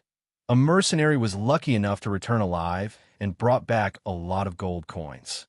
In the end, he was reported and was killed in the Forgotten City stronghold. Only then did the news spread. "So that's how it is." Delin nodded. "I'm afraid this is the reason why the Forgotten City stronghold has become so lively. The attraction of wealth is really enough to make people go crazy." At this time, Ibi suddenly said, "Lord Heavenly Wolf King, this subordinate has something to say, but I don't know if I should say it." "Speak." Delin faintly smiled. "I won't blame you." Ibi glanced at Ron and hesitated for a moment before saying, "My lord, I suggest that we cancel this trip." As soon as these words came out, the expressions of the surrounding 1,000 illusion ice wolves changed. This Ibi was openly opposing Lord Heavenly Wolf King. Sure enough, a trace of displeasure flashed across Delin's face. Her voice suddenly became cold, as if it came from an ice cellar. "Why?" Seeing Delin's unfriendly expression, Ibi felt somewhat apprehensive, but he still mustered up his courage and said, "Lord Heavenly Wolf King, this is no longer the city of zombies. Ever since the treasures were discovered, the situation has changed. The Forgotten City stronghold has become a hot place. High-grade powerhouses from various races have rushed over from all directions. When I was scouting for information, I discovered several powerhouses from the sacred domain and even powerful magical beast races. So, Lord Heavenly Wolf King, please forgive my bluntness, but in this situation, it is unwise for you to rashly go." As Abidu spoke, his eyes stared at Ron. The jealousy in his eyes could not be concealed. This time, Heavenly Wolf King's trip to the city of living corpses was entirely for Ron. He didn't understand why this human had such an innate attraction to Heavenly Wolf King. They had only met once, and they had already fallen in love with each other. He was also a mid-master level magical beast, a level 12 magical beast. Of course, he couldn't compare with the Heavenly Wolf King. However, he was still one of the best in the clan. He couldn't understand why the Heavenly Wolf King had taken a fancy to this human. D-Lin's face sank, and she coldly said, I do. Are you worried about my strength? Let me tell you, in the sacred domain, I, D-Lin, am not afraid of anyone. Ibidu was so frightened that he immediately knelt down. Lord Heavenly Wolf King, this subordinate is only thinking for you. D-Lin snorted. Just do your own thing. You don't have to worry about anything else. Then she looked around at the surrounding clansmen. The original plan remains unchanged. Immediately set out for the city of living corpses. Yes, Lord Heavenly Wolf King. The surrounding giant white wolves responded in a loud voice. Ron, let's go. D-Lin returned to her cute and lovable appearance. She affectionately held Ron's arm and proudly walked past Ibi Do lowered his head and didn't say a word. An ominous glint flashed in his eyes. Ibi do you want to die? You actually dare to challenge Lord Heavenly Wolf King? At this time, 1,000 illusion ice wolf beside Ibi do said. Ibi do wiped the sweat from his forehead. Looking at Ron's departing figure, his eyes revealed hatred. I just can't accept it. Lord Heavenly Wolf King taking a fancy to other high-level magical beasts is one thing. But this human, what's so good about him? The 1,000 illusion ice wolf sighed. Ibi do. I think you should mind your own business. Don't try to provoke the dignity of the king. Then he shook his head and walked away, leaving Ibi do alone in a daze. Boom, boom, boom. At this time, the earth quaked and the mountains swayed. It was as if something had exploded and a loud sound was heard. The exotic beasts have gone berserk. The exotic beasts have gone berserk. Walala, a commotion came from the distance. The gates of Forgotten City suddenly opened, and a large number of mercenaries rushed in from outside. They seemed to be hiding from something, and their eyes were filled with fear. What's going on? D-Lin was shocked. At this moment, the Forgotten City was in complete chaos, and there were mercenaries running about in panic. It's the exotic beasts. Ron had already released the speedy crows. They circled in the air and saw everything on the ground. On the forgotten plains that stretched as far as the eye could see, countless strange beasts were running. There were all kinds of strange beasts, low, medium, and high level. Looking down from the sky, they were as densely packed as ants. They only had one goal, and that was the humans building in the other dimension, the Forgotten City. The other plane was originally a paradise for exotic beasts. In order to hunt exotic beasts, the people of Noah continent constantly built strongholds in the other plane. These strongholds were usually guarded by powerful mercenary groups. At the same time, they attracted merchants who were chasing after exotic beasts. The mercenaries killed exotic beasts and obtained materials. The merchants bought these materials and provided services to the mercenaries. In the other plane, these mercenaries and merchants formed an unbreakable alliance, and the strongholds were built like this. And the Forgotten City stronghold was the closest place to the city of living corpses. This action naturally violated the exotic beast territory. Exotic beasts were also magical beasts. Although they didn't have intelligence, their beast instincts didn't allow other races to invade their territory. When the situation reached a critical point, exotic beasts would go berserk. Speaking of exotic beasts going berserk, the faces of the old mercenaries who had experienced it were full of fear. Exotic beasts going berserk was really too scary. It became a nightmare that they couldn't get rid of. The exotic beast attack was overwhelming. Although there were many humans in the Forgotten City stronghold, they couldn't do anything when faced with a sea of exotic beasts. Many people shrank back and retreated into the Forgotten City stronghold. Once these exotic beasts rushed into the stronghold, what awaited them was a merciless slaughter. Exotic beasts going berserk was too scary. The terrified mercenaries rushed to the Forgotten City stronghold. They had to rely on the teleportation circle to leave, otherwise the angry exotic beasts would drown them all. At this time, the teleportation circle became busy. Waves of light lit up, and groups of mercenaries left through the teleportation circle. However, only a small part of them left, and a large number of mercenaries stayed in the Forgotten City stronghold. The area around the teleportation circle was extremely crowded, densely packed, like sardines. The people at the front were walking slowly, and the people at the back were anxiously cursing. "Quick, move aside, let me go first." "Nonsense, why should I?" "Damn it, you dare to push me? So what if I push you? Bite me if you have the guts. Go to hell." In times of crisis, the deep-rooted bad habits of humans were revealed. Of course, it wasn't just humans. Everyone around the teleportation circle went crazy, and some who thought they were stronger began to attack. This way, the situation was even more out of control. In order to protect themselves, the mercenaries around the teleportation circle all drew their weapons. This way, the situation became even more chaotic. "Lord Heavenly Wolf King, what should we do now?" D-Lin and the others stood on the walls of the Forgotten City. 1,000 Illusion Ice Wolf clan member looked at the exotic beast tide below, and his eyes were filled with anxiety. Not to mention other things, there were simply too many exotic beasts. Some flew in the sky, some ran on the ground, and they blotted out the sky. Even if they wanted to kill them all, they wouldn't be able to kill them all in a short period of time. Ibadu also took the opportunity to say, "Lord Heavenly Wolf King, there are simply too many exotic beasts. I think we have to leave." Seeing such a huge exotic beast tide, D-Lin's eyes showed a trace of hesitation. It seemed that they had come at the wrong time. First, they found the treasure of the city of zombies, and then this exotic beast tide. According to the current situation, the stronghold of the Forgotten City was most likely going to be lost. "Ron, what do you think we should do?" D-Lin couldn't make a decision, so she threw the problem to Ron. This time, the city of zombies was also for him. Ron could no longer detect the movements around him. The crows had already been killed by the exotic beasts flying in the sky. At this moment, he was blind. However, seeing the ugly state of those mercenaries, Ron couldn't help but sigh. In fact, if these mercenaries were really united with the defense of the Forgotten City, it wouldn't be difficult to defend the stronghold.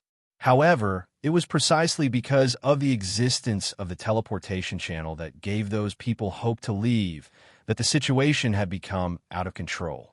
Of course, those mercenaries who were generally scattered like sand couldn't unite. "I think we should leave." Ron thought for a long time before saying this sentence. At this moment, his heart was filled with regret, but he knew that he didn't have the qualifications to risk D-Lin's life and her clansman's life. When the surrounding 1,000 Illusion Ice Wolves heard this, they all let out a sigh of relief. They were really afraid that Ron would choose to stay. In that case, D-Lin would naturally stay, and they would have even less reason to leave. D-Lin also nodded. "Okay, then let's leave. We'll come back to the City of Zombies next time." Ron nodded, and the group turned back to the teleportation channel. Just as they walked a few steps, suddenly, they heard a terrified cry. "The teleportation channel has fallen. The teleportation channel has arrived." Ron, D-Lin, and the rest of the group all looked up, and their eyes suddenly froze. You're tuning into the Warrior Lore YouTube channel. Don't forget to subscribe and join us on this journey to catch the most captivating stories.